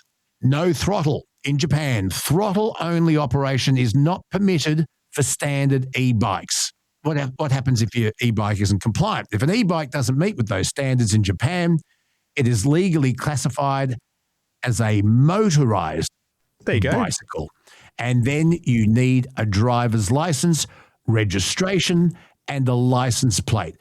And you must also have compulsory liability insurance. Your thoughts? Love that. Mate, that is, like, if that was the rule for Australia, I'd be a very happy person. Look, I get it, right? Things evolve, transportation evolves. I get it. The e-bike as a compact, battery-powered, two-wheel transport, it makes a lot of sense, but it needs to be regulated, right? If it's powered, it needs licensing, insurance. You are a risk So you are a risk to other people and you are a risk to yourself. You need to be registered and insured to drive what is a motorized. It's basically you got e-bikes with more power than 50cc petrol scooters, right? So and people go, oh yeah, but they're this much power. You can hack them. You can download a thing. It's we know this, right? You can chip them up. Just regulate it. Get the kids back out onto BMXs. Pedal yourselves, you lazy buggers, and get all of these things. They should just be regulated from just no ifs or buts. If you've got the mountain bike ones where you want to use it and you're off trail, it's same way, and this is what I've said along, same way that a recreational trail bike works. You can get recreational trail bike registration, so you can have a bike that you can ride around on a farm with no registration whatsoever. Do that with an e-bike. If you take it to a state forest or somewhere like that where it's permitted to be used, you can get conditional registration. It's not expensive. It doesn't need to be very expensive. It just needs to be managed so that we know who it is and where it is and all that kind of stuff. But if you're riding on the roads, and I had another one of these moron Uber Eats drivers going through the tunnel in Melbourne, it's like, mate, you're going to die, right? I'm not. You are. And you'll go under the wheels of a bloody Kenworth. The guy won't even notice. It's good night, mate. And someone's food doesn't ever get delivered. It is the dumbest thing, putting yourself at risk on those things. Just regulate them, make them all license and registration. And while we're at it, do localized license testing. Remind all these people who are here as students or on temporary visas and things like that of Australian road rules. We drive on the left. You know, it means you have to get to a roundabout. You look to your right. The number of people I see who are either tourists or students or new to Australia looking the other way because they've grown up in an environment where they're driving on the other side of the road. There's no governance here. Everyone just gets the bloody Wheaties packet. Oh, yeah, you could drive in Australia. You'll be fine. No worries. It's clear that it is the Muppet Show out there on the road at the moment. And we are the ones suffering because you're seeing so much rule breaking going on, people who just have no idea what they're supposed to be doing. And if you're running in a professional environment, like, again, I'm saying if you're an Uber rideshare driver, you're a professional driver. If you are an Uber Eats driver, like you're on your scooter / moped, which is a motorized bicycle, you need a license. Like this is it. I couldn't do what I do and just go, nah, you know what? I'm going to try B double today, Luke. I'm just going to hop in there. I know how to kind of do this. I'll figure it out. You need a license to be able to do it. The best way to look at this is airlines and flying. You can be a pilot and you can be a very accomplished pilot with plenty of hours of experience on one type of aircraft. But if you want to go to a different type of aircraft that's slightly bigger, still single engine, just kind of the same plane but bigger, you have to be trained and rated to use that aircraft. It's that serious. You can't just go, no, I'm going to go try the red one now. Let's put that to the road because our road toll's going up. You know, more people are dying, more people are getting injured. Surely we could be doing some things other than the government going, maybe we should lower speed limits in urban centres to maybe 20 kilometres an hour now because I tell you what, that doesn't do shit. James Ward, is it too easy to come to Australia with an international driver's license? You don't need an international license. You can come with whatever license you have from whatever country. And you get off the plane and you go straight up to the Avis or budget rent-a-car, whatever. Yep. And you can hire a car at the airport. Mate, good luck to you. And drive off into the ether. See you without later. Without any English, without being able to read English. You may come from a country where you drive on the other side of the road. Which is, let's be clear, 75% of all countries on this planet drive on the other side of the road. So the odds are pretty strong that you're going to be a right side driver. Is it too easy to be able to? Mate, do you know, if you go down to Great Ocean Road in Victoria, which is a tourist hotspot, beautiful drive, they have signs that I don't see anywhere else in Australia. Like it's the only place I've ever seen them that remind you what side of the road that you're supposed to be driving on. Really? Because and you don't create a sign until you have a problem. So they have clearly got a problem of people going, oh, look at those amazing rock formations and pulling out onto the road, onto the wrong side. Madness ensues. And here's the thing. And we can be on our high horse saying everybody who comes to Australia is a bad driver. I go overseas all the time. You could go overseas tomorrow. You could fly to Italy and you can get off the plane and you can go straight to Europe car and you can get into a car having never driven in Europe ever before. They hand you the keys and say, good luck, Luke. You go have a great old time. Ciao. And you are on the right side of the road, on a left-hand side of the car. And I tell you what, driving in Milan, mate, that is an experience. We sort of go, oh yeah, but we're okay. We're Australians. We can do whatever we want. And so the point is, there probably does need to be a little bit of better education at that point to say, hey, are you really sure you want to do this? And I travel a lot. I love to drive overseas. I'm very comfortable doing it, but I have done it for years and plenty of times. I know a lot of people who go, nah, will not do it, won't even try, too dangerous, freaks me out. I feel we need a little bit less bravado in our messaging, so that if you are traveling overseas, both coming to Australia and Australians going overseas, somebody's there reminding you, going, are you really sure you want to do this? Because you're on the wrong side of the car, on the wrong side of the road. You got lots of rules. I had to go to Korea last year, and I tell you what, there's not a lot of common sense those road signs make if you don't understand Korean characters.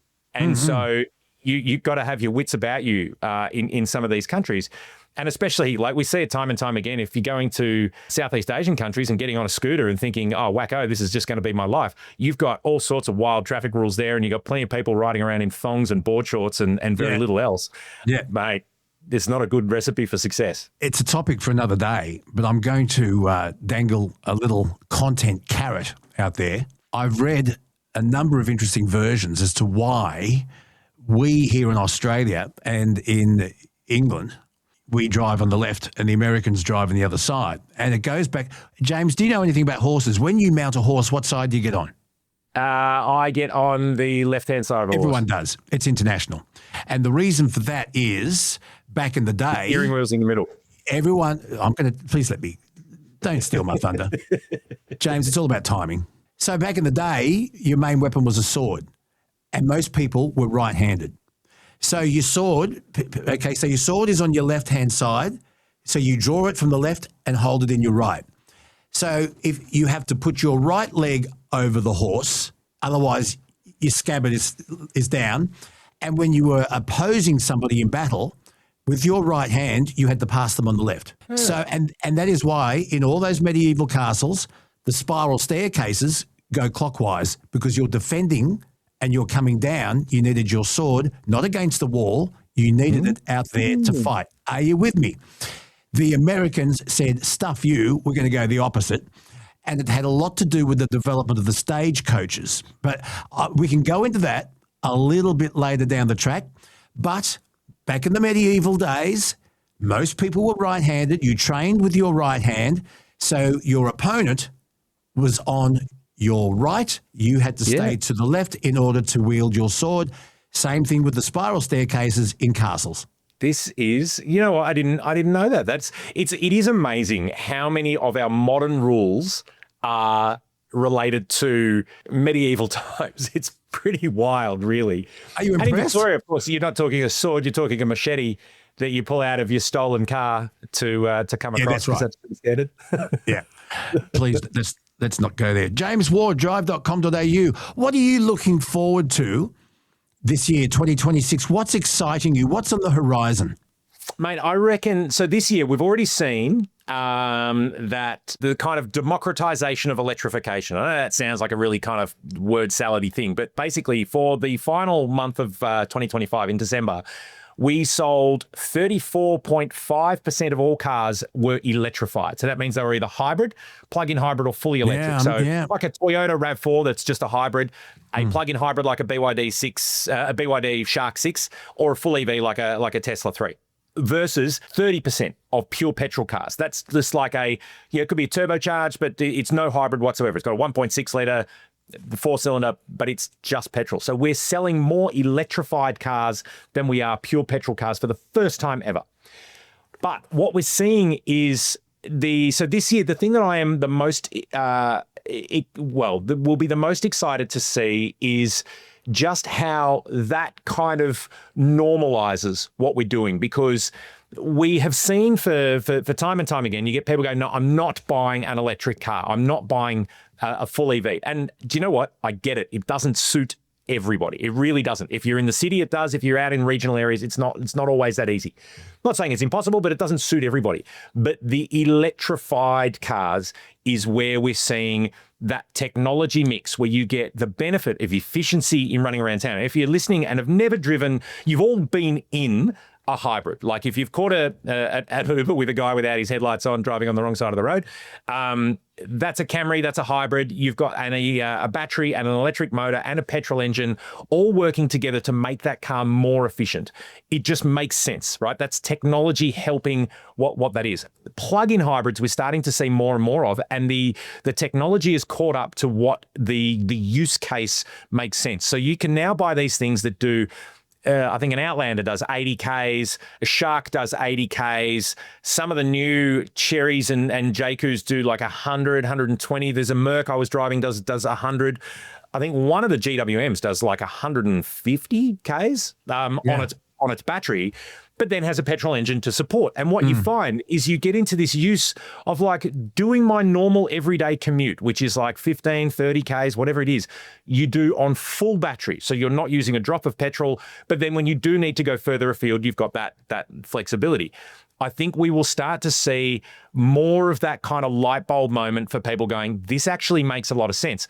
The downside is you still need to plug it in, and that rules out people who have off-street parking and who have high density living. So what I'm excited about this year is support for those people. I want to see, and we're starting to see it in some places. New South Wales have started putting them in, low voltage street furniture chargers. So they're just mounted to existing power poles. So there's no massive infrastructure development. They're not putting in those massive high-speed DC chargers. They're just a low-voltage charger. It's like a trickle charger, but they're putting them on power poles and street lights and things that are already there, which means that you can pull up next to a power pole, you put your own cable in, you plug in your car, you plug the car, you leave the car on the street all night. You don't have cables running across the footpath. It bills to your account. Common sense. It's using existing power infrastructure, so you don't need massive changes.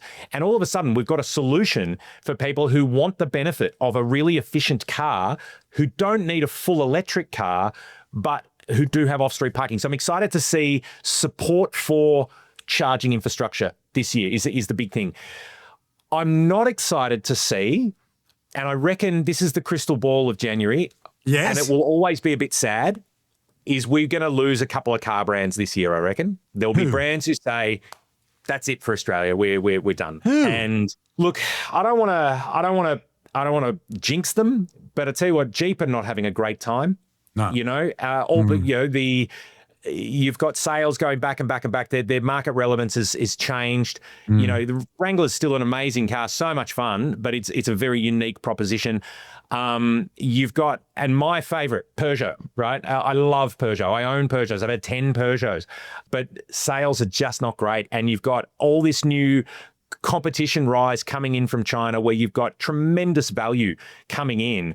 And you just see the two things, you go, that's a beautiful looking car, that Peugeot. It's a really nice thing to drive, but it's not worth $20,000 to $30,000 more than another brand. And I think that may be something that we see. But I reckon some of the Chinese brands we may see a little bit of settling from in terms of new nameplates. We worked out we're expecting 70 new nameplates this year. So that's existing brands, new brands, but new badges. So new models completely, let alone all the facelifts and updates and other bits and pieces that we're going to see. So it's going to be yet another massive year in the market here. We're going to see more and more stuff. I will be sad, but I do think we're going to lose a couple of legacy car brands. Same way we lost Citroen 2 years ago now. I think it may be time, because Australia's a tough market, and that competition from China has got to be making it hard for some of these legacy brands. So I hope that we don't. I hope we're sitting here next January going, well, I was wrong, and I'm happy to be wrong.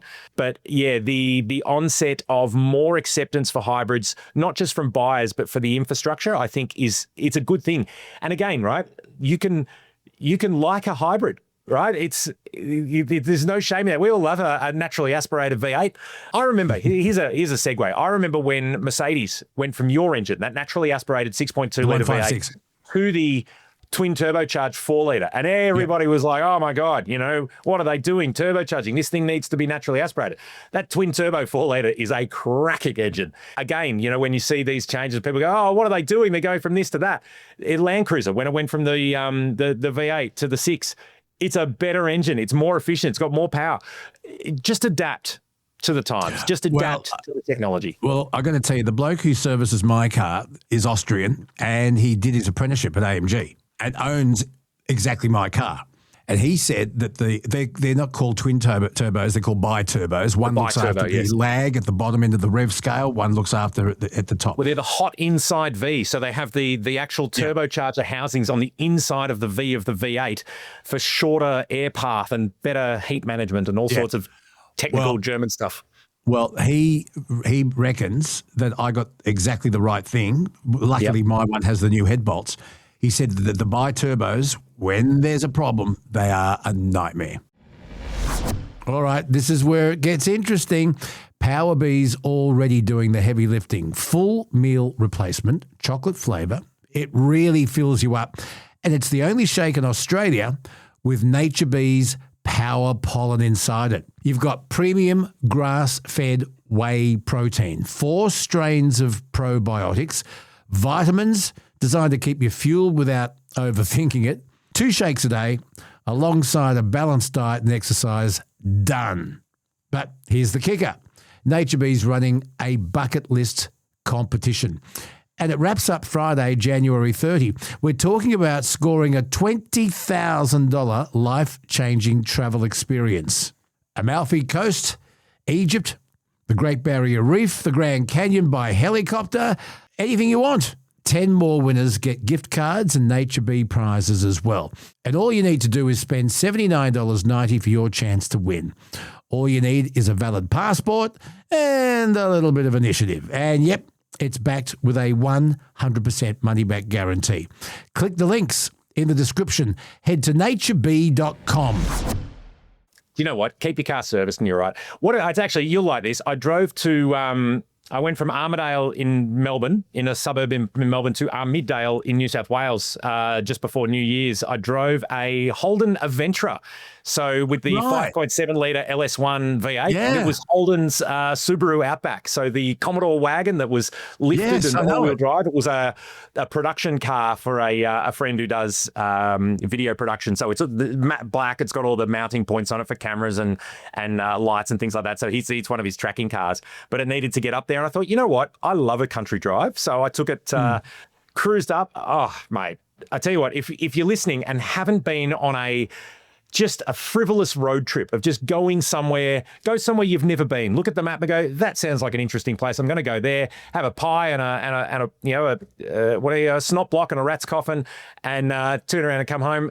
Australia's a beautiful place to go driving. I did a trip out to, I don't know if I told you, I went out to Griffith in New South Wales just before Christmas, and I'll show you. The red dirt that I got was just staggering, like really, really cool part of the world there. Here we are. I'll show this up. That story will run. So I've got a Porsche Taycan, Porsche Macan, the electric one that's in there, but just the orange car and the orange dust, just beautiful landscape out there. So highly recommend going for a frivolous road trip at some point and just enjoy Australia, because I tell you what, it's so nice to go driving. Okay. I've got a proposal for you. Yep. Okay. Kelsey and I are going on a road trip with Rod Hannifey in his Kenworth because I want to experience what truckies have to put up with, right? And I love that. And Kelsey's going to meet me in Dubbo to get me back. Why don't you see if we can get an electric car and we'll go from Dubbo back, or Sydney to Dubbo and back. Now, Kelsey's got to drive to Dubbo and back and meet me along the way. Why don't we do a review of a car that you'd like us to review, and we can film it and talk about it, and you can get us to Dubbo and back in one of your rorts? Mate, I can one of my rorts. Yeah, it is a bit of a rort sometimes. I had a fabulous convertible Mercedes over the Christmas break. I had a bit of a midlife crisis. It was a really nice grey to match my hair. I've got a pretty wicked tan from rolling around in the convertible Merc, but I tell you what, it it was a nice time. All right, let me put in some words. I can speak to, because I know there's some new cars on the market that have got the range to do that. They're comfortable. They're good for touring. I'll have a word to some of the brands and see if we can get you behind the wheel of an EV from Sydney to Dubbo. You can charge it up in Dubbo and then cruise back. You can both have a go because you know what? You get a good car, a good electric car, tours just as well as a good petrol car. And we can start a new segment here with James Ward from drive.com.au and Luke Boner, the Bonafide podcast, and it's a new segment called Raw to Ride. No, don't, because someone's going to be listening to the ATO going, hang on a minute, you're telling me that guy James is in somebody else's car every other week? But I own my car, Mr. Taxman. I pay my taxes. But what we'll do is we'll review them for content. Well, no, I like it. Let's find it because there's some interesting cars out there that we're starting to see get really impressive market share because they make a lot of sense for a lot of people. And particularly some of these new brands, you're getting so much car for your money now.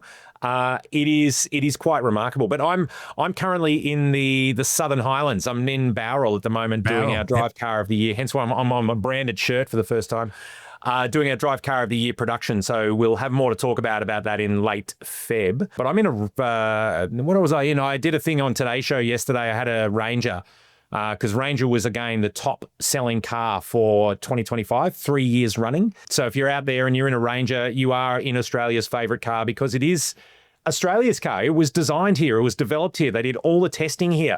You know those spy shots you see of cars all camouflaged, and you used to see shots of test cars that were kind of modeled together from things to disguise them. That was the Ford Ranger. They did all of that here in Australia, all of that development. It is a global market car. Our ones are built in Thailand, but they were all done here by Ford Australia. So it is the most Australian car you can be buying at the moment. And yeah, it is the number one car in the country, the third year running. While you're in Bowral, if you travel south on the Mossvale Road, you'll see on the left my old school, Chevalier Boarding School. I went there for 2 years. It was an interesting time. I was sent there for disciplinary reasons, not because I was... This sounds like a bit of a crazy novel that well, it's doesn't true. end well. First year, which was third form, which is, I think they call it year 9 now. Year 9, was all boys. So it was an all boys school. I wasn't Catholic. I didn't play cricket. I didn't play rugby union, and I hated cadets. Yeah. Not much fun. Second year, it went co-ed, and it was a different school. I could make a joke, but I won't. But that is excellent. Good to hear that the boner hit its stride. Oh, yeah. Hey, listen, James Ward, always good to talk to you. When can we see you on the telly? Well, I'm on the news and today a lot at the moment. I do Weekend Today every Sunday morning. So if you're having your Weet-Bix and you want to see me, I'm usually on Weekend Today Sunday mornings. But what do we got? Wow, our seasons of Drive TV will start to roll out. I think we're on repeat at the moment, but we'll start filming again in March. I think I'll be hosting a number of these because they are our Car of the Year bits and pieces. So you'll see me on your TV at some point. And I'm on the news a bit. I was quite busy last week. I did Today's Show twice. I did the news twice. I did Weekend Today twice. It's like, maybe I could be on one of those game shows next. Yeah, mate, don't flatter yourself. Over Christmas, I did 4 Sunrise Hot Topics and a weekend. Hey, James. Hey, we've got to pick our date. I know, for International Wave Day. We've got to pick our date. That is also in the works. Kelsey's onto it. Okay, well, let's do it. Let's hopefully, because it's the start of the year, let's bet it in. And this is where we get their bipartisan media support, 7 and 9, together to make Australia a better place for Australia. It's got to be May 8 for mate. May 8, the mate. The mate day. Like wave to a mate on the road. Kelsey, May 8. Kelsey, that is, okay. All right. Okay, Kelsey. We've got a bit under 5 months now. We'll let you organise it. I'm the ideas man. James is going to... May 8. Mate. Kelsey, you're the engine. I'm pretty sure Mother's Day is at the start of May. Let's have a look. It is. It's because my birthday is the 10th of May and Mother's Day was always very close to Mother's Day. So May 8 is Friday, and Mother's Day is on the 3rd. So you're kind of all right. May 8. Okay, Kelsey. Right. Kelsey, it's in your hands. Let's get the ball rolling. I'll seed it with my people. Luke, you seed it with your people, and we'll do something for the people. Okay, and get us to Dubbo and back in the vehicle and we'll review it. Yeah, all right, I'll sort that out. All right, James. James Ward, drive.com.au. Happy New Year. And Happy New Year to you too, mate. And happy Hot Cross Bun Day and Kinder Surprise Day. But you legends stick around. Luke's chilly meltdowns and his bulletproof head sound. Rod's yelling about green reflectors. Bill's digging up the dead. And thank fuck for this mad mob who listen instead. Pauline Hanson, welcome back to the Bonafide Podcast 2026. Thank you very much, Luke. It's going to be an interesting year, isn't it? We've started off already with controversy, and I've got to say to you and One Nation that the poll that's been, the news poll that was conducted for the Australian, the results are out today at the time of recording. They're calling your party and you the leaders of the opposition in Australia now. Yes, I'm hearing that. People are so disgruntled with Susan Lee as the leader of the opposition, and I don't blame them, Luke. I'm the same. I'm confused with her leadership. She's not strong in leadership. She won't come up with policy. She said since last year, since the last election, she would bring out an immigration policy. Where is it? Nothing yet. And that's the crux of our problem in Australia with mass migration, the people we've brought into the country. She's done nothing about it. Even climate change, she was dragging her heels there to deal with it, this net zero. The thing is that now she's saying, okay, we won't go along with net zero, but we'll stay in the Paris Agreement. That's hypocritical. The Paris Agreement is net zero. So that's why people are fed up with the Libs. Do you think that she's finding it really frustrating, learning now as a leader of a major party, that you can't just make decisions and run with the decisions of the leader? You've got to get everything past cabinet, and it takes a lot of time, and you're dealing with factions. This is probably why you enjoy the position you're in. It's your way or the highway. Look, it does have a lot to do with it. The Liberal Party over the years has been taken over by the moderates. Turnbull was a moderate as well. So I see the moderates in the party. Look, when I put up a bill or a notice of motion to have a Senate inquiry into gender dysphoria, and you've got the Libs there was half a dozen of them that sat on the bench and purposely voted against that inquiry. That's these ones. You know, I'm talking about Maurice Payne was there at that time. You're talking about Simon Birmingham, Jane Hume, Richard Colbeck, Dean Smith, Bragg. You know, these people, they are the moderates. And that's where it's pulling the Liberal Party down. You won't get rid of them. They're there. It's taken over New South Wales. So this is the problem. But Susan Lee is also a moderate herself. So yeah. You can't have the factions. And yes, I do have it, but I'm strong in who I bring onto the party. They have to be like-minded in their views. I'm not going to have factions in the party. That's why I have no intentions of actually joining up with all these other minor parties and having the factions start within One Nation and pull it apart. It won't happen. Well, we could see that was probably going to happen with Mark Latham. Do you regret that decision? Look, Mark did an excellent job when he came into the party. And Mark, especially on education, New South Wales, he was a great asset.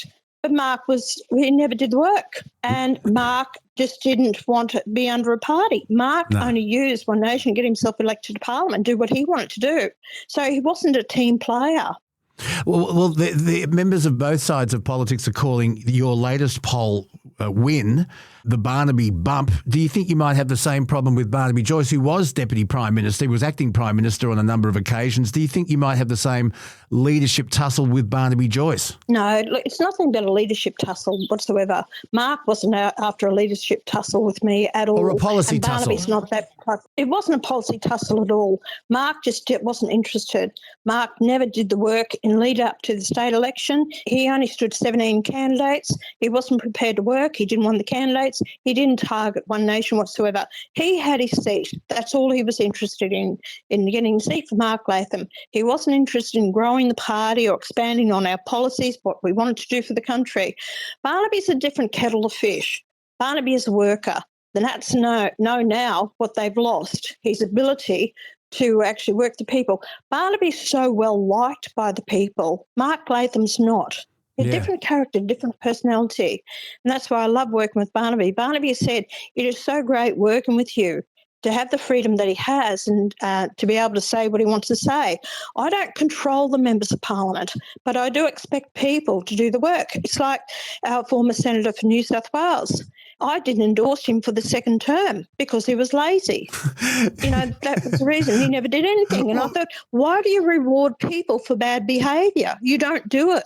Why don't you say what you really think? Well, I was honest with him. I give them warnings. I tell them. And I tell the people, if you vote for One Nation, I expect them to do the work for you, working for the people. We don't have the time to sit back on our haunches. The way the country's going, we have to have fighters in there fighting for our standard of living, our way of life, and for people want their members of parliament to have their interests at heart, and that's what I've tried to do. Well, he said something interesting on Channel 7 Sunrise this morning. You would have heard it. He said, he's not interested in political correctness. He'd rather put the people of Australia first. You've never cared about political correctness, have you? No, I haven't. And I'm not going to apologise for that either. Well, you shouldn't have to. You're Pauline Hanson. You've always run your own race.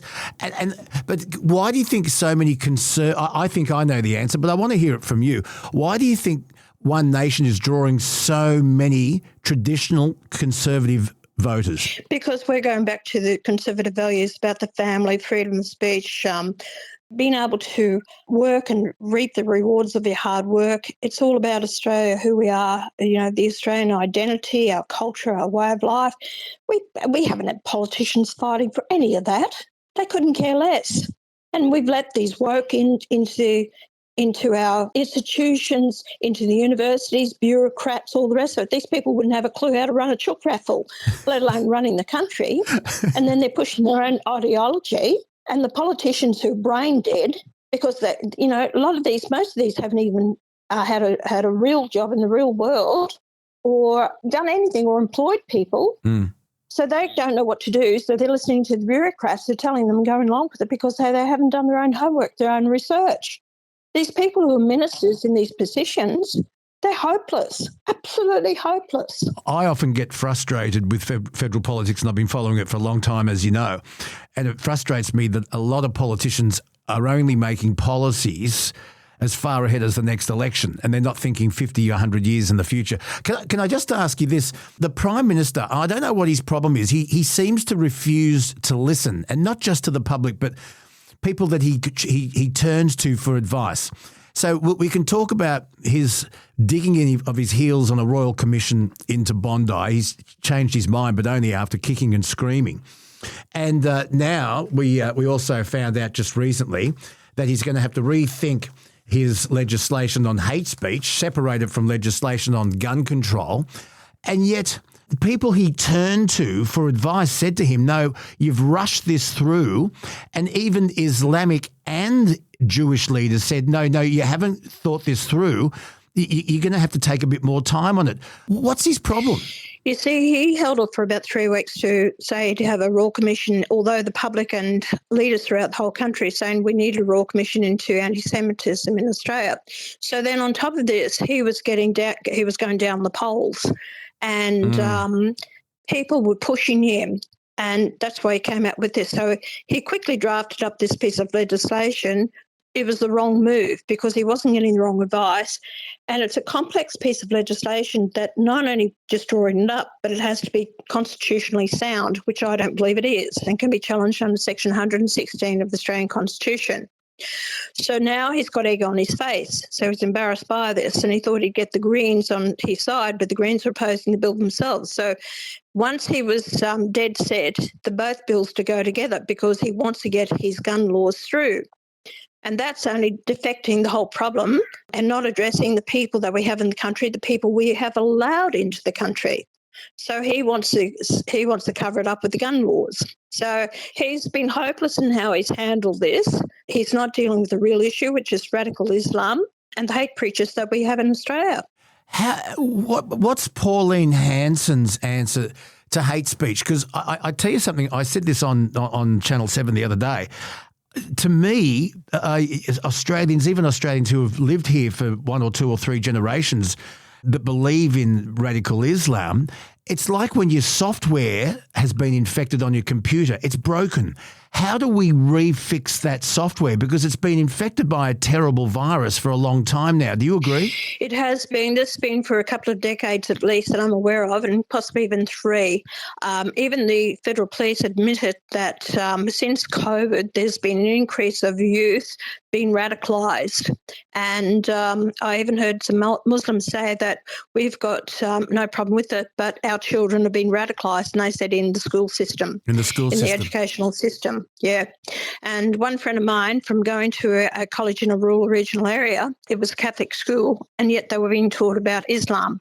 The mother rang me up because she'd been a great friend of mine for about 15 years, and she was very concerned about her son. This is an Islamic woman. No, Australian woman sent her son to a Christian college school. Sorry, yes. And he was learning Islam at a Catholic school. She rang me up concerned that he was being radicalised. So anyway, I did speak to the principal. He said that we do offer all different religious teachings here. They do have to sit an exam for it, but she was very concerned he's been radicalised. His opinion of knowing, he was about 14 at this age. I'd known the child since he was 2 years of age, and he come home and said, "Why is Pauline Hanson racist?" Never, ever uttered those words beforehand. She said, "You know he's not." She's not. And she was very concerned about him. She spoke to the school when I saw them. So we need to really have a look at that as an example. But it's not only this was a Catholic school. I think we need to really have a hard look at what they're teaching in the Islamic schools as well. The whole problem is radicalisation that's happening. So one of those shooters was under terror watch, and he was, again, also been radicalised. So look, I'm going to say it. I'll call it out for what it is. You just do not bring people in from certain countries that are incompatible with our culture and way of life. You just put a ban on it. They don't come in. Trump's done it. I've said this previously. We need to really, instead of worrying about passing laws, to be able to strip them of their citizenship if we can, because they're all challenged in the High Court. Start by looking at stopping these people from coming in the first place. Why don't we have stricter rules and regulations and who we bring into the country? And if we don't start waking up to ourselves and being hard on this, we're going to end up like England. And England is one hell of a mess, where even parts of England, the police can't even go into these areas. And you've got over 1,000 Sharia law courts. It's controlled by the Muslims in many parts. England's lost. It's finished. And we've got to realise, what sort of country do we want? How would you combat hate speech? If you were writing the legislation, what would that legislation contain? Luke, we've already got it now. We've got laws in place now, 18C. So we've got the laws now to stop anyone from doing these speeches, but the governments haven't done anything about it. The police have done nothing about it. It's the politicians. They've said, no, don't arrest those people. We've allowed areas to become so dominated by these people that they rely on their vote to get certain members of Parliament elected. But we've got it here. Why weren't those hate preachers pulled up on the streets after the October 2023 disaster that happened, or massacre that happened in Israel? They were on the streets preaching. Why were those ones at the Opera House allowed to say what they had to say? Why weren't they moved on? Why did we allow the protest marches to go on, flying Palestinian flags? We've got laws in place, but they haven't had the will to actually say no more. A very wise friend of mine, one of my ex-bosses actually, had a great saying. He said it's easier to change behaviour than it is to change attitude. How do you change attitude? That's a good question. Attitude is basically ingrained in people, so they have this attitude. Like a lot of the young ones now are being brainwashed through the educational system of what they're being taught, because we don't teach critical thinking. We don't teach the other side of the coin. And so we've allowed their educational system to get to this stage. And the same, it's in universities. How often do we hear that kids who go to university are so far left-leaning that it's not till after they actually come out and experience the real world and have their own children that they start to realise and have a good look at the world that it is. As I say, and I will say, it starts from the educational system, what they're being taught. This is why we're losing a lot of the older teachers who are just disgusted with the curriculums and what they're told to teach. Then you've got the ones coming through university being brainwashed. They're ending up in the classrooms. They're teaching that ideology onto our kids.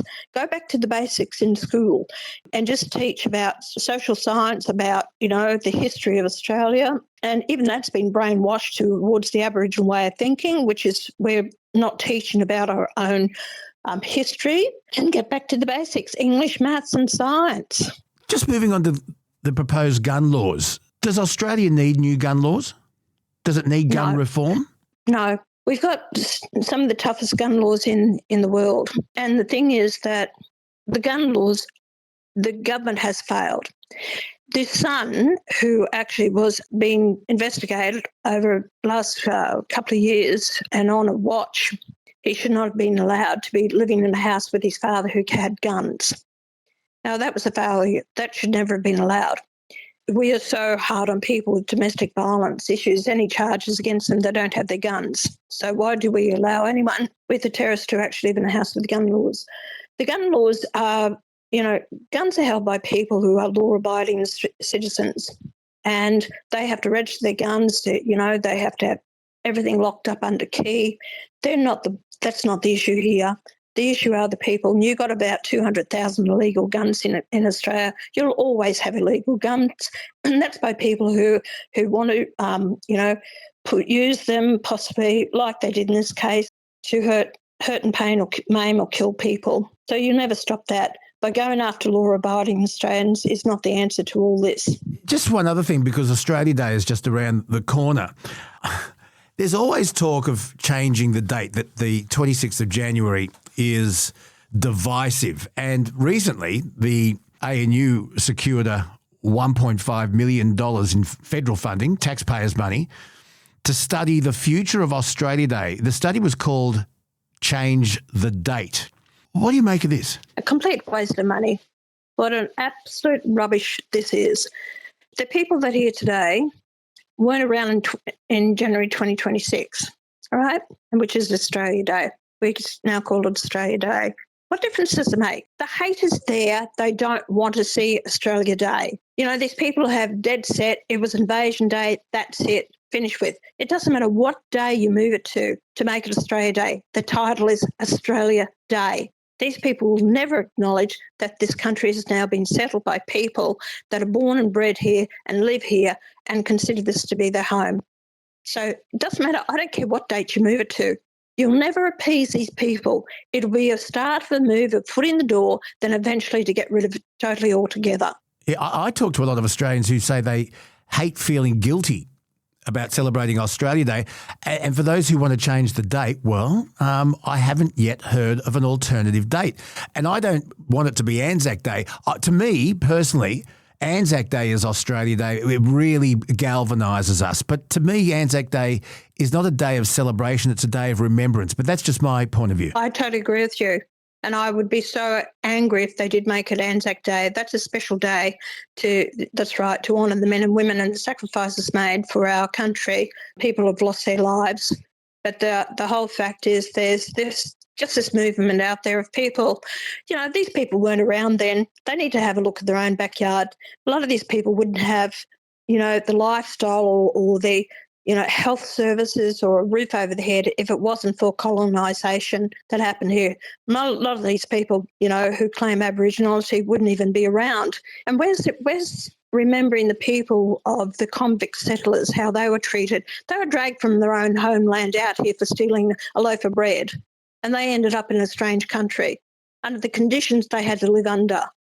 So, you can look at the colonialists and the ones of their history, but do they whinge and complain about it? No, they don't. And do they want to change Australia Day? No, they don't. I've never heard anyone of that background say they want to change Australia Day either. So, people need to move on. My attitude is like they're carrying on as if they're the victim. They're not the victim. Victim of what? They're the victim of the lifestyle that we are privileged to have in this country now. They're playing the victim because of what happened over 250 years ago. and it makes me so angry about it. I can play the victim because I was wrongfully imprisoned in 2003, but I don't.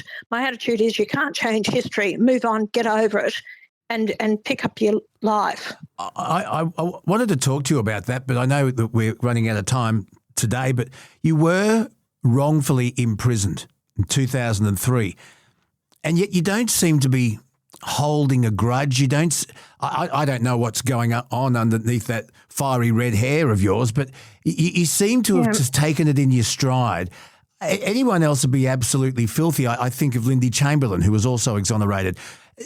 How do you let go of that, Pauline? You don't. You've got to say to yourself, it's no point carrying this hatred. Do you think it's going to change? Nothing can change. Nothing I say or do or anything that will happen will ever change the fact that it happened to me. And you just sort of say, okay, it's another experience in my life. Not a good one, but it's something that actually did happen. Yep. And you've got to say, okay, take the most out of it. You know what? When I was in prison, I was able to help. I helped one woman. You know what?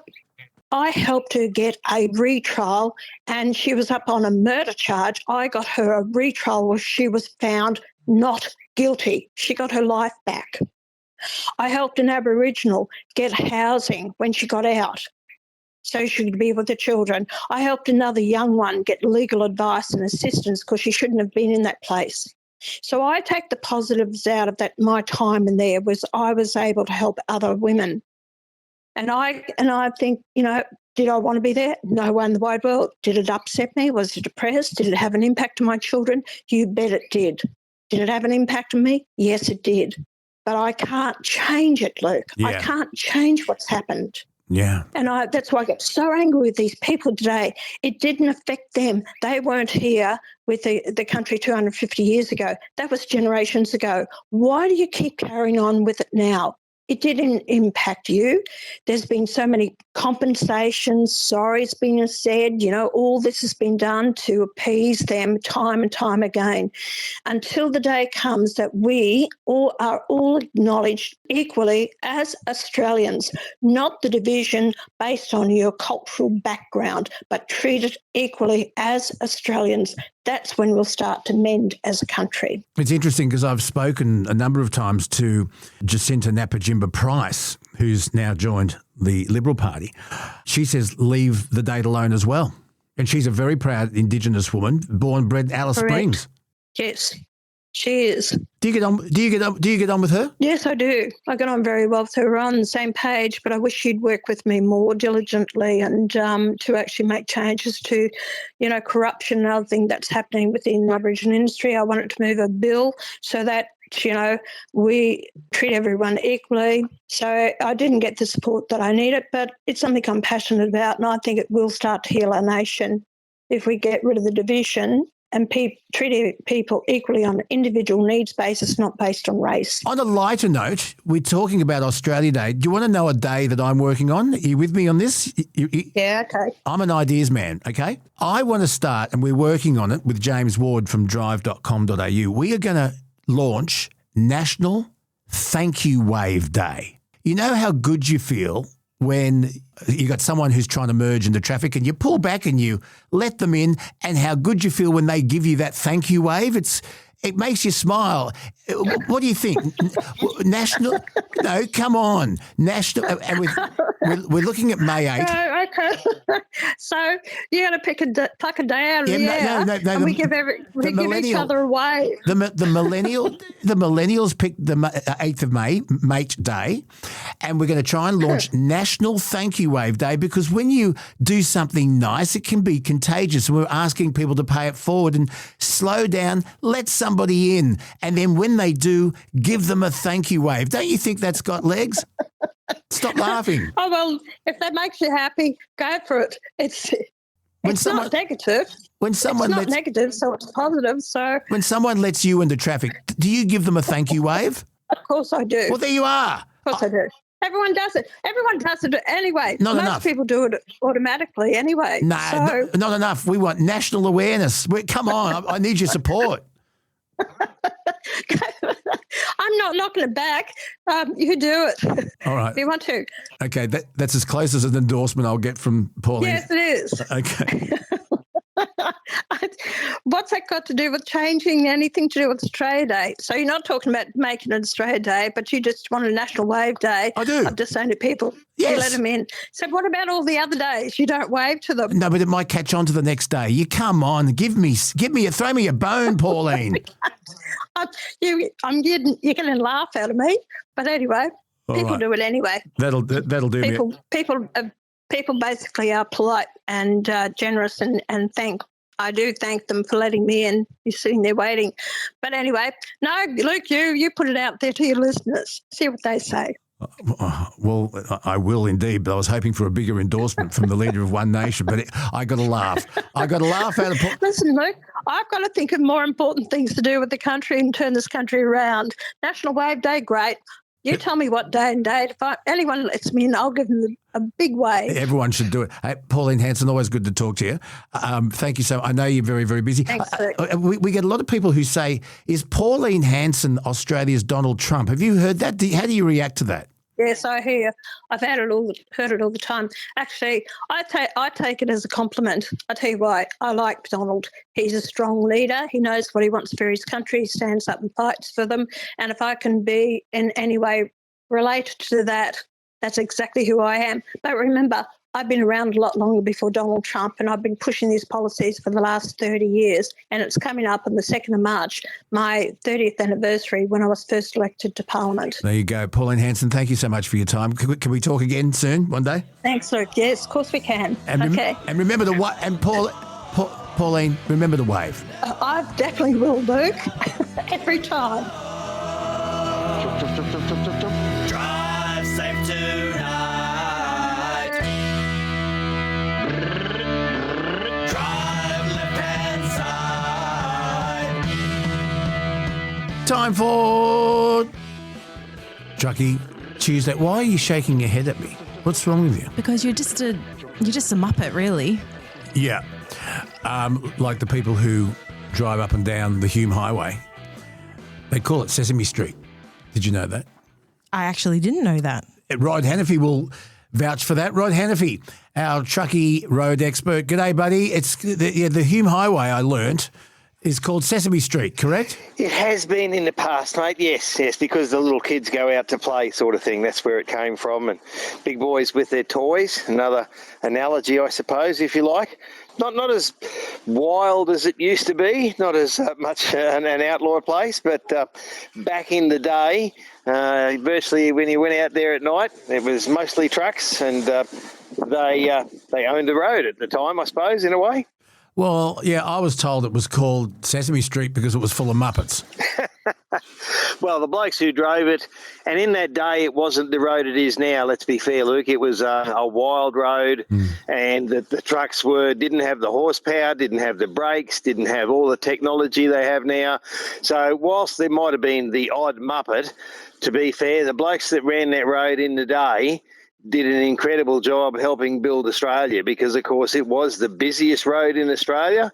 They were talking about, well over 3,000 trucks a night at the time, and it was 2 lanes, one each way, not like it is now. So, look, blokes died, there were accidents, but incredibly, the majority of blokes that ran up and down there were professional, knew what they were doing, and did it at the same time every night. And look, I know some blokes that have virtually, been known to arrive by the minute, that run the same thing every night because they know the road, they know the conditions, they know how to operate. And whilst there's always the few, Luke, it's one of the things where in our industry I don't think the rest are recognised for what they really do, what they give up out of their lives and what they contribute to Australia's lifestyle. It's amazing, how we look at how the culture has changed on the roads, and a lot of that does have to do with the new regulations, the logbooks, the stricter logbook applications. I was watching on telly the other day an old 60 Minutes program. It was a very sad program. It started with a family in the UK putting flowers on their daughter's grave, and she was on a backpacking holiday around the world, and she was in Australia, and she was hit by a truck. It was the truck's fault. It was the truck driver's fault. This is going back 30 years. It's an old 60 Minutes, and the truck driver has to live with it for the rest of his life. I don't know where he is now or whether he's still with us, but he fell asleep at the wheel. And he was absolutely, you might remember the episode, and he was absolutely buggered. And he was working for a boss that pushed him and pushed him. He said he rang in twice from a phone booth at a service station, said, I can't go any further. I'm absolutely fatigued. And the boss said, if you want your job, you've got to keep driving. And he did. And he regrets it, and he regrets it to this day. He also said something fascinating. He said that he was sky high on uppers, on drugs, to keep awake. And he prayed that trucks coming in the opposite direction were also high on drugs, because he wouldn't want to be passing a truck that was being driven by a driver that was fatigued and not on drugs, because they were all under these unscrupulous deadlines from unscrupulous bosses. Mate, not all. There were those that were, and yes, look, there was a saying within the industry, to be completely honest, that people said they would rather swallow a pill than a tree. And yes, some were put under that pressure. And look, I was only listening to something the other day where, we make these generalisations that everybody was on drugs. Now, that wasn't the case. There were blokes that were pushed, as you've explained. There were blokes that took the drugs because they were pushed, and the majority of that's disappeared. I can't tell you that there isn't a single truck driver in Australia who doesn't take drugs, because people take them recreationally. But I can tell you that there should not be a single truck driver in Australia who is forced to the point of taking drugs to complete their job. And any that do, using an excuse. Now, you say the laws have changed. Yes, they have. Are they perfect? No, they're not. Have they saved lives? They say so. I'd like to think that if we had a bit more input into it, they'd be even better than they are. But yes, in the past, not now, blokes were pushed to that level because, as he said, if you want to keep your job, do as you're told, or I'll put someone else in the truck. And the thing now, Luke, is they can't get anybody else to go in the truck, so they can't afford to push you. So we can say, I'm tired and I'm pulling up. Well, the program was just, I nearly said an eye-opener. And the segment was hosted by Paul Barry. So you can get an idea of how long ago it was when Paul Barry was a reporter on 60 Minutes. But yeah, it was just fascinating. And I was thinking, by the way, listeners, if you go to the Channel 9 website and go onto Retro 60 Minutes, you'll see the episode. And it's just frightening.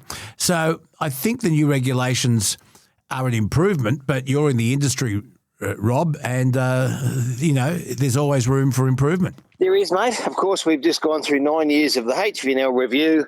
And my argument is that they didn't listen to truck drivers enough. They listened to people who say they know what they're doing, who think they understand but don't live the lifestyle. Look, I only had a conversation with a bloke yesterday. I've said to you, and I'll say it every time I get the chance now on radio and everywhere else, that yes, trucks are involved in accidents. The stats show that our accident rate has decreased more than that in cars. So we are less involved in accidents if you look at the growth in population, and it's because it's our job. It's something we do professionally, and we do hope that everybody goes out with the right intent to get home safely, not just truck drivers, car drivers as well. But I've got to say, mate, the number of car drivers that are impatient now, that can't wait, that have got to overtake you. I'm sure you've seen dash cam footage on some of the TV channels about people side by side with a truck coming the other way. And all I've got to do is wait. They're just going to be a little bit more patient. But where we are involved in accidents, I'm afraid some of the time they say it's a truck accident, and that implies guilt by default when nobody even knows what happened unless you were there. And, of course, the other side to that is that whilst we do get involved and people die on the roads, we wish that didn't happen, we are not recognised for the lives that we save, Luke. You know, you talk to anybody that does 4,000 or 5,000 kilometres a week on Australia's roads, and it doesn't matter whether it's the Hume or the Nullarbor or the Strzelecki track. If you're driving trucks, you are watching, you are gauging the people coming towards you, you are making every effort you can to do the job safely because you want to get home to a family you don't see enough of. And people don't recognise that by the way we drive, we actually save people's lives. Wait, quickly, you just said it was 9 years for the HVNL review. Yep. That's a long time. Is that normal? That's bloody ridiculous is what it is. And it's cost millions of dollars. They won't give us a figure. I have specifically asked and they've said, it's within our budget. So, we're not going to give you a figure. It took too long. There was even a review of the review while it was going. Why is it taking so long? I just don't understand. There's no votes in it. Okay. Yeah. No, that's not the problem. The problem is the states. The problem is that we had a set of rules in every state in Australia. We have a national heavy vehicle regulator that's not national because WA and NT won't come back, and we've discussed that. And most blokes would rather have the rules in WA NT because it's done under OH&S. The police do not stop trucks over there for hours, breaches, or come up with bullshit tickets and fines. That's a whole other argument. But the thing is, when they come up with this law, then they have to go to every state minister. They have to get them to agree. They don't want to do this. They don't want to do that. They want this because they're different. And, of course, when the law becomes there, they can still change the bloody thing. And, we're closer to a national set of regs than we've ever been, but we still don't have one because the states want their own way. And whilst ever that's the case, it makes any consultation or, reform very difficult to get through because you've got to get 7 people to agree, and you can imagine what that's like. Yeah, yes, it is unbelievable. While I'm a fan to an extent of the states and territories having their own laws, there are some laws that have to be nationalised. I think health is one of them. Another one is education, but certainly transport has got to be. I mean, it's ridiculous. In fact, we just found out today that once again the federal government's going to have this gun reform put through as a separate piece of legislation as opposed to the hate speech. But the point is the states have their own gun laws. Yeah. Now, the federal government can regulate gun imports. Yeah. But the states regulate everything else. Yeah. And it is truly that's I guess that's what federation was all about, giving the states a separate voice. But don't they have to be transparent about funding? Like, isn't that part of the Absolutely. Surely we can find it in a PDF buried somewhere about how much money they've spent on it, because they have to be transparent about that. Well, there's freedom of information. Yeah. And if it's not of national security, well, of course they should. Yeah. It's our money. Yeah. Couldn't agree with you more, Kelsey. We've got some news. James Ward, our motoring expert, James and I have decided we are going to do the National Wave Day, and Kelsey's come up with May 8th, Mate Day. Mate Day, May 8th. And we're also talking about a trip to Dubbo. Yes. And me getting in the truck with you, which I'm looking forward to. We're just in the process of rorting an electric vehicle so we can review the vehicle as well as I can look at what life is like in the cabin with you. So we're going to do 2 birds with 1 stone, but it's coming up. Yes, very excited. Yes. Kelsey said you'll be more than happy to spend 10 hours in the truck with me and learn what it's really like. So no, I'll give you half an hour. But we'll get you in the cab is the point, at least. Yeah, one thing at a time. That's right. Yeah, let's crawl before we walk. So exactly. That's the thing with the states. The federal funding for the federal highways comes from them. There should be a way that we say to them, righto, if you don't come up and agree with our federal laws, like you say, because in the past you could load in Victoria, cross the border and be illegal in New South Wales. Now, that's just ludicrous. We carry, more than 75% of Australia's freight, and to those who are going to ring in and say, put it all on the rail, have a look at the Perth rail recently, have a look at all the rail that's been affected by the rain and the storms, washed away. Who's going to deliver all that stuff now? The same people who deliver it every other day. The trucks are still going to be there. Yes, there'll be a delay. Yes, there'll be some trucks stuck in water and things like that. But within a couple of days, road will deliver your food and your fuel. Rail is going to take weeks and weeks, if not months, to fix some of those lines. And if you rely solely on them, how the hell do you live when it's down for months? Exactly. And you look at the torrential rain hitting the east coast of Australia as we record today. God, what are the roads going to be like in a week? Because, can you imagine? Can you imagine?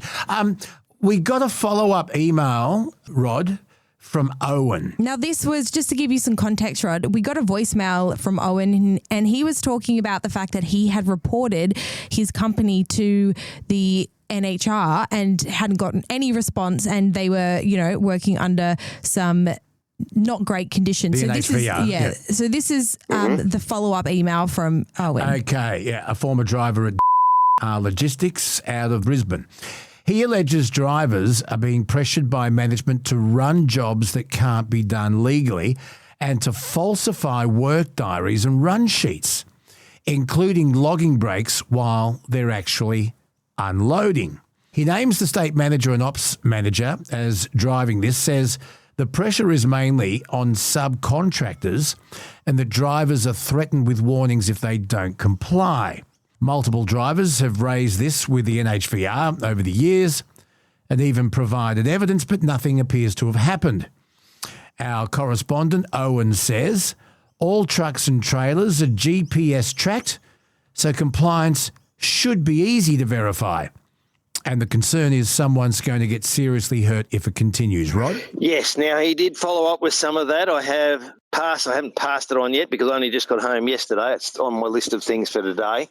Mate, we've discussed there is a number and there is also an online portal now for the NHVR for you to report incidents, although the online one is meant to be more simple, small, general things. The 1-800 number that's out there for them is to report these sorts of things. And as we discussed, they can't just turn up tomorrow on your doorstep, Luke, and say, my bloke said you're a bad bloke and you did all this bad stuff and we're carting you off to jail. They've got to do all this checking and that to make sure it's fair because you don't want to be challenged when you're not guilty because the other bloke just had the shits with you because you looked at him sideways. So they do have a chain of responsibility. They do have things to follow.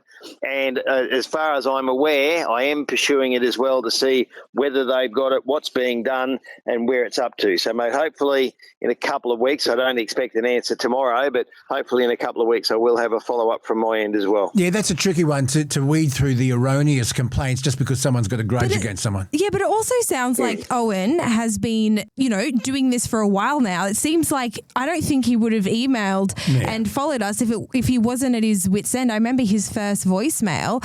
He was very concerned about this, and I'm concerned that it sounds like just nothing is being done about it. And I understand everything takes resources and funding, manpower, things like that. But you would think that there would at least be communication between the NHVR and the people reporting these claims to give them an update on what's happening and the fact that they've seen it, yes, we're chasing it, we've got to do X, Y, Z. That the communication seems to be just non-existent. And if that is non-existent, then what is the point of it? Yeah. What's the point of having a hotline if nothing happens? And other people will go, well, look, nothing's happened. Yeah, exactly. Why would I bother reporting it? What precedent is that setting? And what's the incentive to report it if you don't think anything's going to happen? And the other side of that is that if you're the bloke reporting it and he's working there, you think he's going to have a job the day after it happens. Yeah, exactly. The bloke is virtually taking his life and that of his family and his ability to pay bills in his hands by putting his name out there. So you would think that he wouldn't do that without justification. And, what happens with whistleblowers? Yes, there's this law that says you cannot be impacted or affected or challenged if you are reporting a safety issue. But that happens after you've already lost your job and, people have jumped up and down and said, no, this didn't happen and that didn't happen.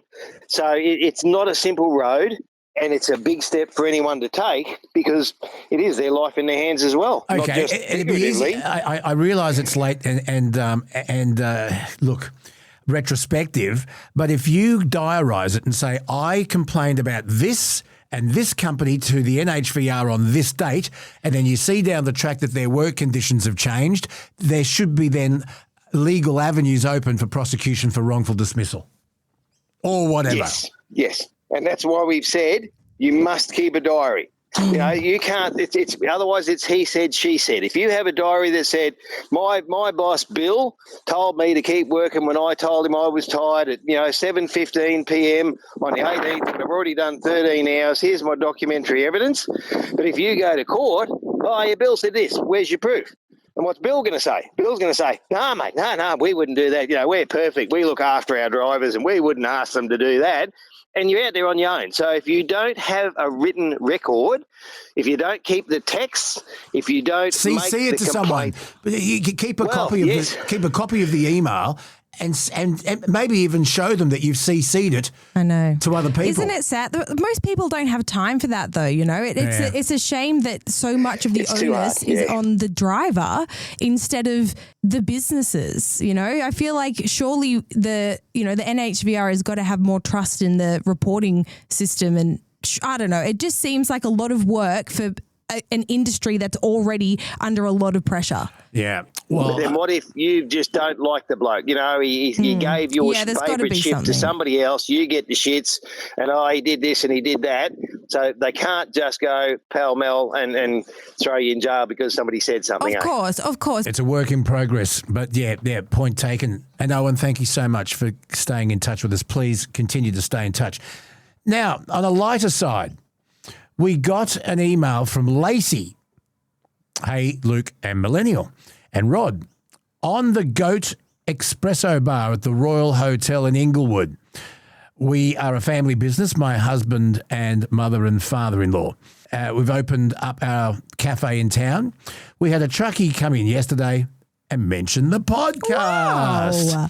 And I thought it'd be a great idea to let you know that we have parking spaces for trucks on Elizabeth Street down the side of the cafe for truckies to park and come and get coffee. And in the coming weeks, they're going to have breakfast. Woo! Let us know what we need to do to get this info out to the truckies travelling through Inglewood so that they know they have a safe place to stop. Thank you. You've done it. You've done it. You've put it out there. You've done what you need to do. It's out there. Lacey Pieter and team. So is it Inglewood in Queensland?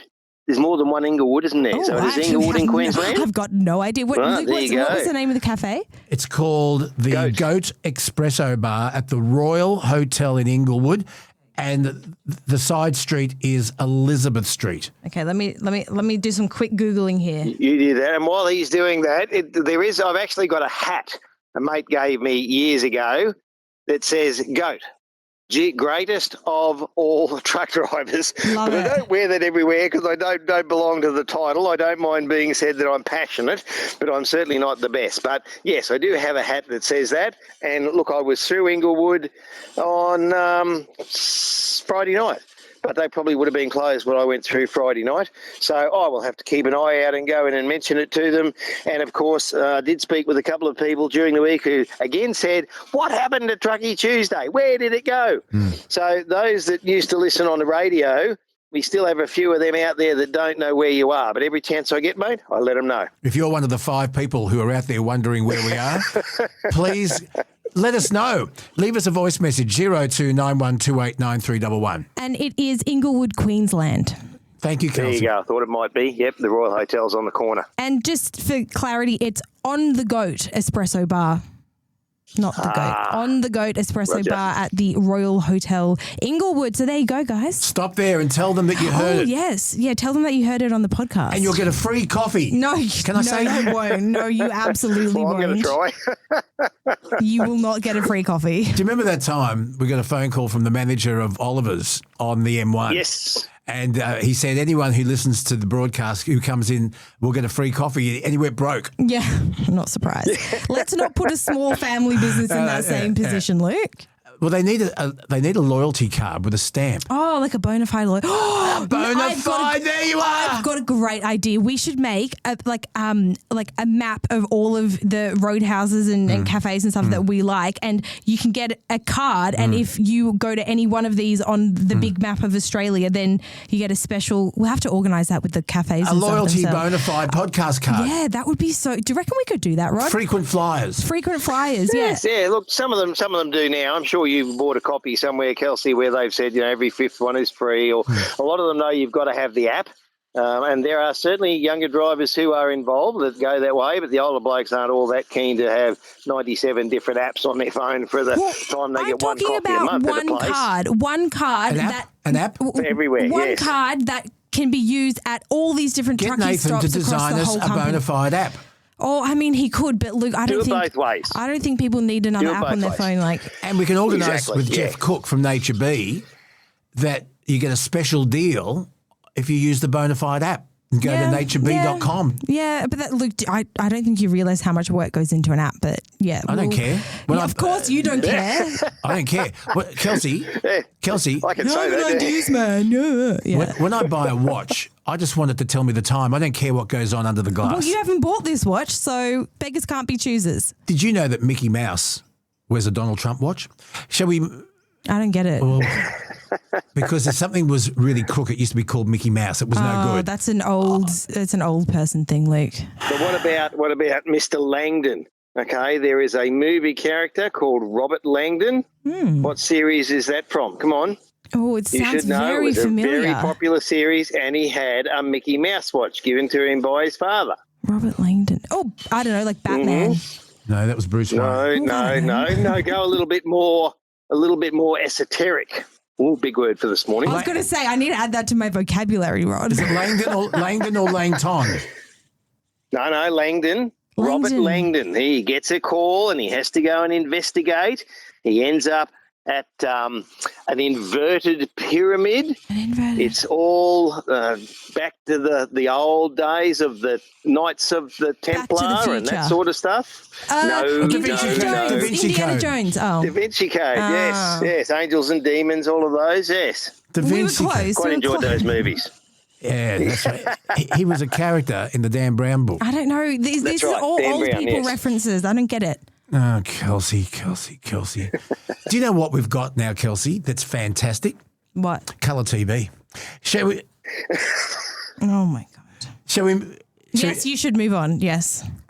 Interesting story that the Millennial found on the ABC website, and I wanted to share this story with you, Rob. It talks about racism targeting migrant truck drivers, and apparently it's rampant. An ABC report says an Indian-born truck driver or truck drivers are facing widespread racism. One of them said he was actually spat at because he was talking in his Hindu language to his wife on the phone, and someone spat at him. Yeah, that's gross. And then by the time he worked out what was going on, he disappeared. Apparently this is happening a lot. According to the report, Australia's short about 28,000 truck drivers, and experts are warning the stress and intimidation isn't just ugly, it's a road safety risk. CB radio abuse is anonymous, complaints go nowhere, and regulators all say it's someone else's problem. So, Rod, is this about bad behaviour from a loud minority, or is the system falling over? Both, and here goes my neck on a chopping block, Luke. Ooh, You can't win no matter what you say, right? Now, if I say there's a problem with Aussies, you're a dickhead. If I say there's a problem with those from overseas, you're a racist. There is a problem in our industry. And the biggest problem and the thing that has the most safety impact is where people have come from overseas, walked into a state motor registry and said, yeah, I drove trucks overseas, and they say, here's your truck license, away you go. They turn up at a boss's place, I've got my license, jump in that truck and be in Melbourne in the morning. They don't know the rules. They don't know the etiquette. They don't know the understanding. We are seeing it. Now, we have a lot of immigrants, but the biggest single group of those immigrants, from what I read in one of the other articles, that's come into Australia in the last 10 years is from India. We know India is the most populous country on earth, and, of course, they're growing, so those people want to move. Some of them want to move because they want a better lifestyle for their family. Some of them want to move because they're told Australia is a bloody terrific place to live, and generally it is. When they come here, if they come here and they go and get a license. Now, there was a podcast I was listening to yesterday, and a bloke made a comment that I hadn't really considered. And he said that young Australian blokes that we want to come into the industry, one, we've discussed they can't get in till they're 25. And Luke, we want that forklift ticket available at 16 by next week. So get Mr. Little Proud and everybody else onto that so we can get them in. But a young Aussie bloke, if he's got to go and spend $7,000 or $8,000 going through the graduated licensing system, and finally by the age of 25 he's allowed to go and drive interstate, and he's been given all the advice and all the knowledge and all the education, he decides then I don't want to do it. It's taken too long. I've got a better job. I want to be home with my family. I want to actually get home to my family every night. Now, because he has to spend $7,000, but somebody else can come from overseas and they give him an MC license and let him loose on the road. Now, I think there are only 3 solutions to this problem. I'm sure that you've seen, Luke, that in South Australia now, they have changed the law so that if you come from an overseas country, and I think it's anywhere other than perhaps New Zealand and somewhere else, I haven't got it in front of me, you cannot get anything above a rigid licence without being properly tested. Now, even in New South Wales recently, I see that there were some assessors who had their ability to train and assess drivers removed. So, yes, somebody is actually looking at that licensing process. And, we've been asking for better training for drivers for 20 years, and we want that to happen. But at the moment, the biggest lot of immigrants into Australia are Indian. I don't know too many drivers that haven't had an incident on the highway, and either they've called up on the radio to say, mate, you've got no trailer lights. No answer. They just keep driving. Mate, your tyre's going flat. No answer. They keep going. Now, yes, the racism is a part of it, but unless we get the states to recall every licence that has just been given out. Now, if you show, I went for a test, Fred Nurk, the driver assessor, checked me, and I was trained and I've got a licence, fine, as long as he's taught you properly. But if you've just walked into the country and been given a licence, and look, some of these people, from what I understand, and the bloke who was talking about being spat on, he said in the past he was treated badly. I'm sorry for that. I didn't do that. I wish it didn't happen. We believe that some of those people who come here they pay an enormous amount of money to come to Australia, and then they are told, if you don't do what we say, and that might be go and drive that truck and get in it and be there tomorrow, or whatever the case may be, well, you can't bring your family, or, we're going to send you home. And some of those people are under those threats. Who are they going to report that to, Luke? They don't know. So either they pull the licences that have just been given out and those people are retested, or I've got to say, more people are going to die on our roads because people are managing to get out there without any training. And when something goes wrong, they don't know what to do, and it's too bloody late then to fix it. I think two things can be true at the same time, right? We can have drivers that are experiencing racism, and we can also have an industry that is failing itself. We don't have enough drivers. I think those two things can be true at the same time. And I think what was interesting with the ABC article was that the mention of why there is more hostility towards, migrant drivers, that wasn't really spoken about. The fact that there are drivers that can't read road signs, there are drivers that don't understand the road rules, that wasn't really spoken about in the article. And I found that interesting because there is absolutely racism in this country towards, you're going to find people that hate another person just because of the way that they look, right? But there are also people that maybe are, participating in racist behaviours because they are experiencing a culture that is clashing with their own, right? So they're not inherently racist, but they are frustrated at a group of people because of certain reasons. Yeah. But let's take it another step, and I've said this 100 times. You can have somebody from another country that cannot read a word of English, cannot speak a word of English, but if they've got a licence overseas, even if they come from a country where they drive on the other side of the road, they can get off an aeroplane and at the international airport go up to the rent-a-car counter and rent a car and drive. I drove in Italy. It was so fucking free. I was like 18. It was so scary. Did you think you were qualified to? Oh, absolutely not. So we got out alive. I've done the same, Luke. But we're talking about the difference between a car and a truck and a B-double. Now, India don't have B-doubles. There's not many countries in the world that do. South Africa, Canada, some in America. There's not many countries in the world that have B-doubles, and there's even fewer that have road trains. Why do we have B-doubles? South America, well, because they're more efficient. And look, we don't have enough drivers now. You imagine, Kelsey, if every truck you saw on the road now, and 60%, let's put a figure out of the air, 60% are B-doubles, there's probably another 20 now PBS, so they could be a road train or an AB triple or an A double, and I know that doesn't mean a damn thing to you. No but there's only going to be about 20% of singles, semi-trailers. Now, for every 2 B-doubles, you've taken another semi off the road. So if we have a shortage of 28,000 drivers now, And yes, we need the overseas drivers to fill them. We just want them to know what the hell they're doing, not be set loose. We'd need another 40,000 truck drivers tomorrow. And if we can't get them now and you had all semis on the road, we simply wouldn't be able to deliver the freight. So what you say about it being double-sided, the trouble is, mate, there are some now who are on that side of the fence and saying, oh, you're all racist because of this. And if look, I called a bloke up the other day and I said, mate, no, you can't come round. He was right behind me, sitting up my ass, and he said, I come round. That was the first comment on the radio, not can I come round, not is it safe, not is there room, not can you help me. It's I come round. And I said, mate, why are you in a hurry? There's a truck coming. No, you can't. Oh, you bloody Aussie, you shut up. So some of them call the race card when they're in the wrong.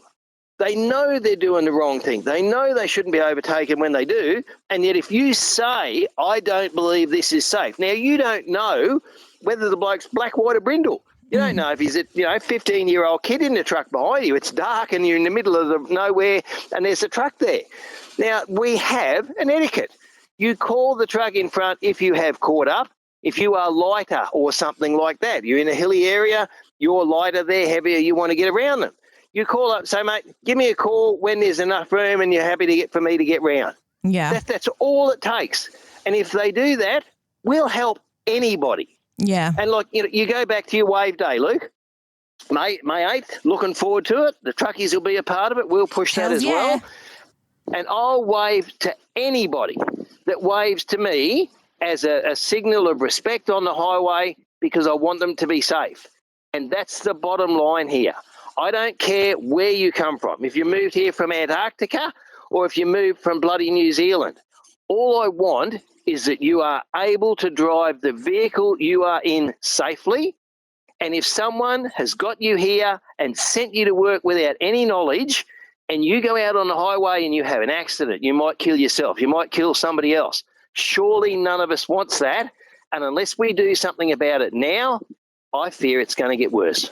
I just think it's crazy that there should be a written / oral whatever exam and also like a driving test for overseas drivers getting in trucks. Yeah, it's putting a lot of onus on the drivers and not on the system. And who runs those testings? I mean, if they're private companies, they're open for. Yeah, well, surely it's up to the government. They're cheating the system. Let's see there, and it has been done. But I call on every state in Australia to follow the lead of South Australia because, of course, now you can't get one in South Australia, so all you do is go across the border into Victoria. I call on every state government to say that if you come from overseas, yes, you may well have a tourist visa licence for your car, but if you are going to go and work in the road transport industry, you must be tested to make sure you know what the hell you're doing before you let out in the highway. I don't think that's too much to ask, Luke. Can I just ask one more and very important question? Absolutely. What year were you in Italy driving? Oh, it was a while ago now. What year? It would have been like 2018 or something, 2019. To anyone that was in Italy in 2018, can I just say we apologise. We hope you're okay. Yeah, honestly, I don't know how we made it out without a fine or something. One time when I was in New Zealand, we were in a rental car with Nathan. It was just Nathan and I ran across a brick wall. A pedestrian? A brick wall. How do you run across a brick wall? It was a small one. It was only like... They made a brick. It was only like and their 6... walls. Yeah, it was only a small one in like a camping What, you thought area. It was a speed hump? I just didn't see it. Right into it. So we had to... Thank God we had insurance because it covered that. Just one more thing, Rod, before we let you go today. Fairfield Mayor Frank Carbone has sent a warning to illegal dumpers in his Sydney local government area that they will be prosecuted and fined if caught. Now, the message comes after 2 drivers allegedly dumped building materials on a private property in Fairfield. That was to save them paying tip fees. Now, I don't know how often this happens, but can I just say this? Our local tip up the road here a few years ago put their tipping fees up. Yeah. Almost 50%. Yeah. It was a massive hike. Then we saw an enormous amount of rubbish being dumped on the side of the road, including asbestos, white goods, because they were avoiding these fees. Should councils make the fees more more reasonable? Accessible. Yes, big question, mate. We do see it in truck stops and rest areas. People just dump stuff there. And I said to you before, they built a new rest area on the way to Melbourne on the Hume Highway called Coach Road. Now, it used to have about 10 spots, had a couple of bins, and they built this new rest area. They extended it right down the road, finished it all, said it's all done. And I rode in and I said, mate, you've just done a rest area, really nice, that's good, more parking spaces, that's good. What about some bins? What do you mean? I said, mate, the closest bin, if you're the last truck in, you get the last bay down the end, it's 500 metres to walk to a rubbish bin. Now, look, there are some truckies out there who aren't as fit as they should be or could be or would be and all that. There's a whole heap of reasons for that, and it might be simply their metabolism. But most blokes, I'm afraid, aren't going to walk 500 metres. Now, I had the same argument in Rocky. There was a parking bay opposite the Caltex, and let's have another bitch. They went and spent, $1 million and halved the number of trucks you get in the parking bay. That sounds like really good money investment. But I rang him and I said, there's no bins here. Oh, we're going to do it up in 18 months. And I said, how many blokes between now and 18 months away, when there's no bin here, are going to walk across 4 lanes of highway to put stuff in a bin? Yeah. Oh, yeah, that's a fair call. So, look, if there's no bins there, then it's on the authorities to say, why not? Ask to say, why isn't there a bin there for us to put our rubbish in? If people are simply bloody lazy and they can't walk 10 metres to go to a bin, and same thing happens with toilets, I'm afraid. Some can't walk 50 metres, but some of the toilets aren't real clean, and maybe that's why they don't use them, so we'll go there another day. But, mate, if you know what I do with the green reflectors, I walk up and down the side of the road. The amount of rubbish where people go to a town, doesn't matter which town it is, and virtually from the 10-kilometre mark out, it's the drink bottle and it's the chip packet, it's the other stuff. People are just bloody lazy and they just throw it out the window. Now, it's no good for the environment, it's no good for the people that are mowing, it's no good for anything else. Surely you have a little bag in your car, you put your rubbish in your bag, you get to the next stop, you tip it in the bin. Is it really that hard? Before we let you go, I want a tip from you. I saw a website on Facebook the other day, and it's from a colleague of mine who's in radio, and one of his favourite things to do is on an early Saturday morning, he loves to go to the boat ramp and watch inexperienced people try and reverse their boats into the water. So, Rod, for people who aren't good at it or only do it every blue moon, if you've got a box trailer or a boat or a caravan, Rod, what's your reversing tip? Mate, I suppose there's probably two. One is use your mirrors. Like sometimes you can't stick your head out, so you've got mirrors on the side. And, of course, if you can't see your trailer in the mirrors, that's the first problem. They're so confusing. It does extend to caravans, but the one that I've seen that would probably be most helpful to people who don't do it, and I'm used to backing 2 trailers and I have tried 3, not with much success, I've got to say, but it's put your hand on the bottom of the wheel. Yeah. So normally when you drive at 10 to 2, if you put your hand on the bottom, when you turn it, it actually goes the way that you want it to go, and that's a good start point. If you're backing somewhere, for goodness sake, get someone to guide you if you can't see. Don't run into things or jackknife it. But, yes, a lot of people do the same in caravan parks. I know there's some ex-truckies who, live in caravan parks or visit them, and they make an absolute fortune in half a dozen stubbies. Oh, mate, do you need me to back your van in for you? Yeah, I told you that. Yes, it can be fun. I had a mate who was a permanent resident at the Kirra Caravan Park. And he was an ex-truckie. Yeah. And he used to love Easter and Christmas. Yeah. And he would offer for a 6-pack, yeah, I'll reverse your caravan onto your spot for you. Do you want to know my tip for reversing?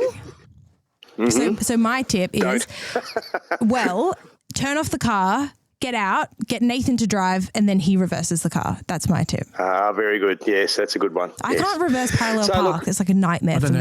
I don't know how you got your license. I've reverse parallel parked my B double. Wow. So, look, and there are blokes that do it better than I do. So you need a bloody there's a football really field good to do video. that.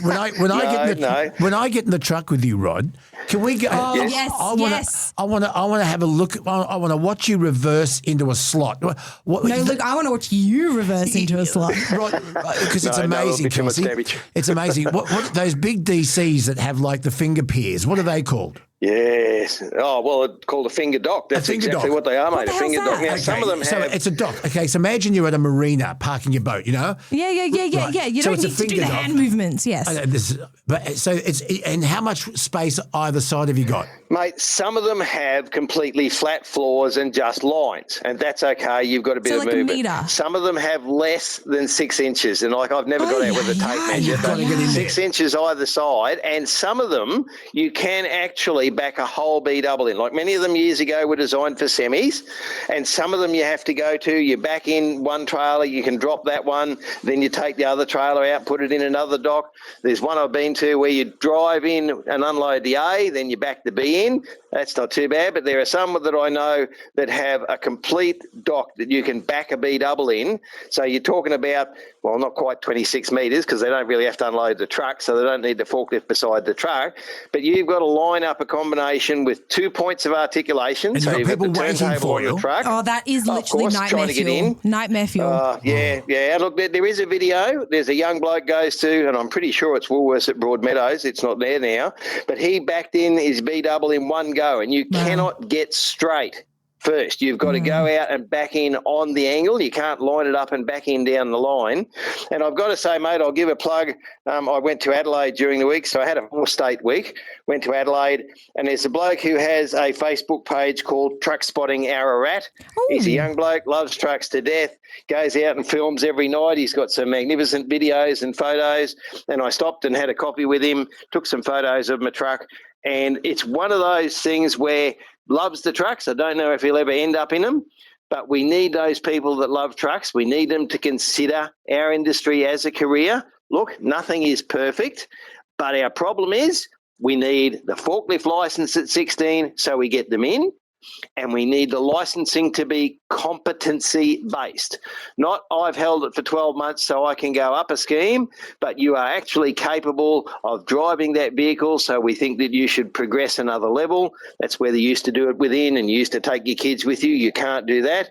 But either the states agree that if you come from overseas, you must be properly tested, and if we don't recall those who have been issued those licenses now, I am really fearful of where we're going on the road, Luke, because people see things. Yes, we all make mistakes, and we've discussed, don't go and film somebody else. It doesn't matter where he comes from. Don't go and film him.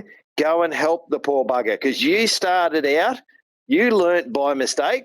Just years ago, they didn't film all of us making those mistakes, and we got away with them. But do you want to make it worse?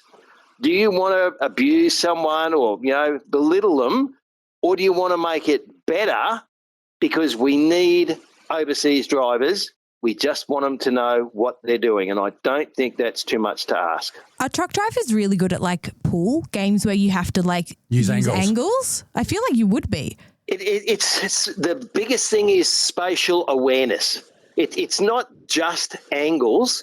It's knowing what's going on around you. It's watching way ahead in the traffic. It's watching for the idiot coming up behind you. It's looking at the road and knowing how the lousy bit of road is going to affect your truck. I've got to say, Luke, I got an email from a bloke last week who said to me, "Oh, you're all about road safety. What have you done about fixing the roads?" Now, I've had more roads fixed than he's had hot dinners, and I haven't been able to respond to him yet.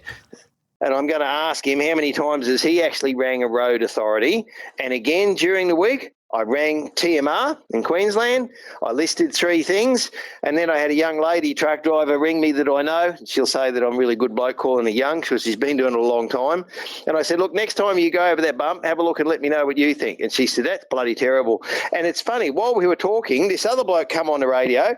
"Oh, that bump's been there for 40 years. You're just a whinging bunch of sooks." And I said, "Okay, what happens if somebody runs into you because they hit that bump next week?"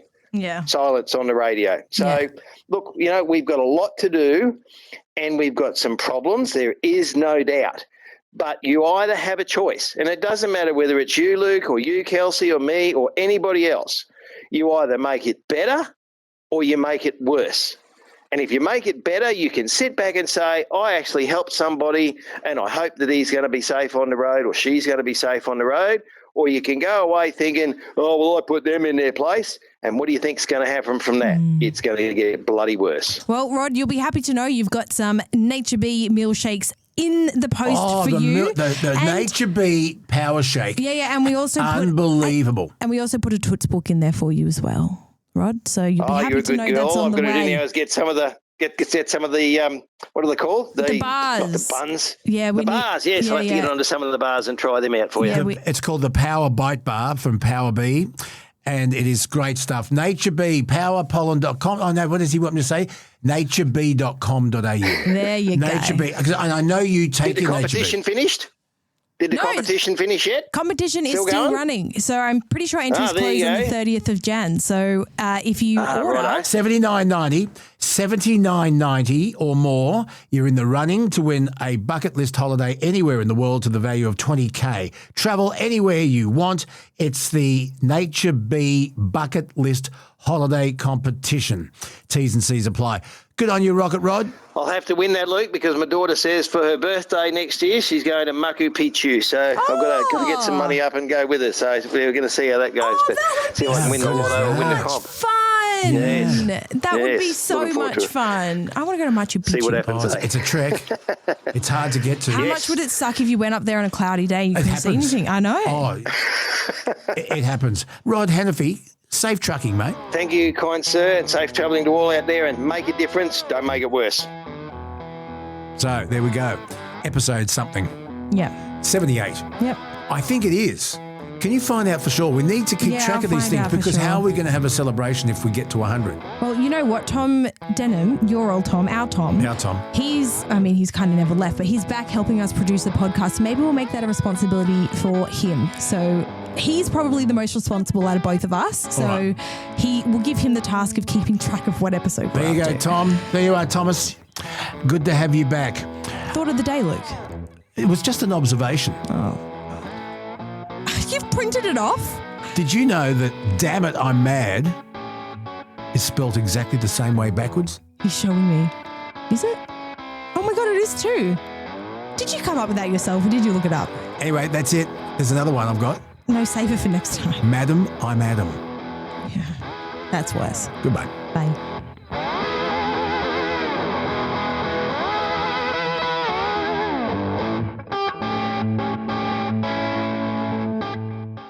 And a quick reminder, Power Bee from Nature Bee, the full meal replacement. Power pollen, beautiful chocolate flavour. And if you spend over $79.90, and basically 2 intro packs for you and a friend, and then you're in the running to win a $20,000 bucket list travel experience of a lifetime. That competition ends Friday, January 30, so don't let it slip. Head to naturebee.com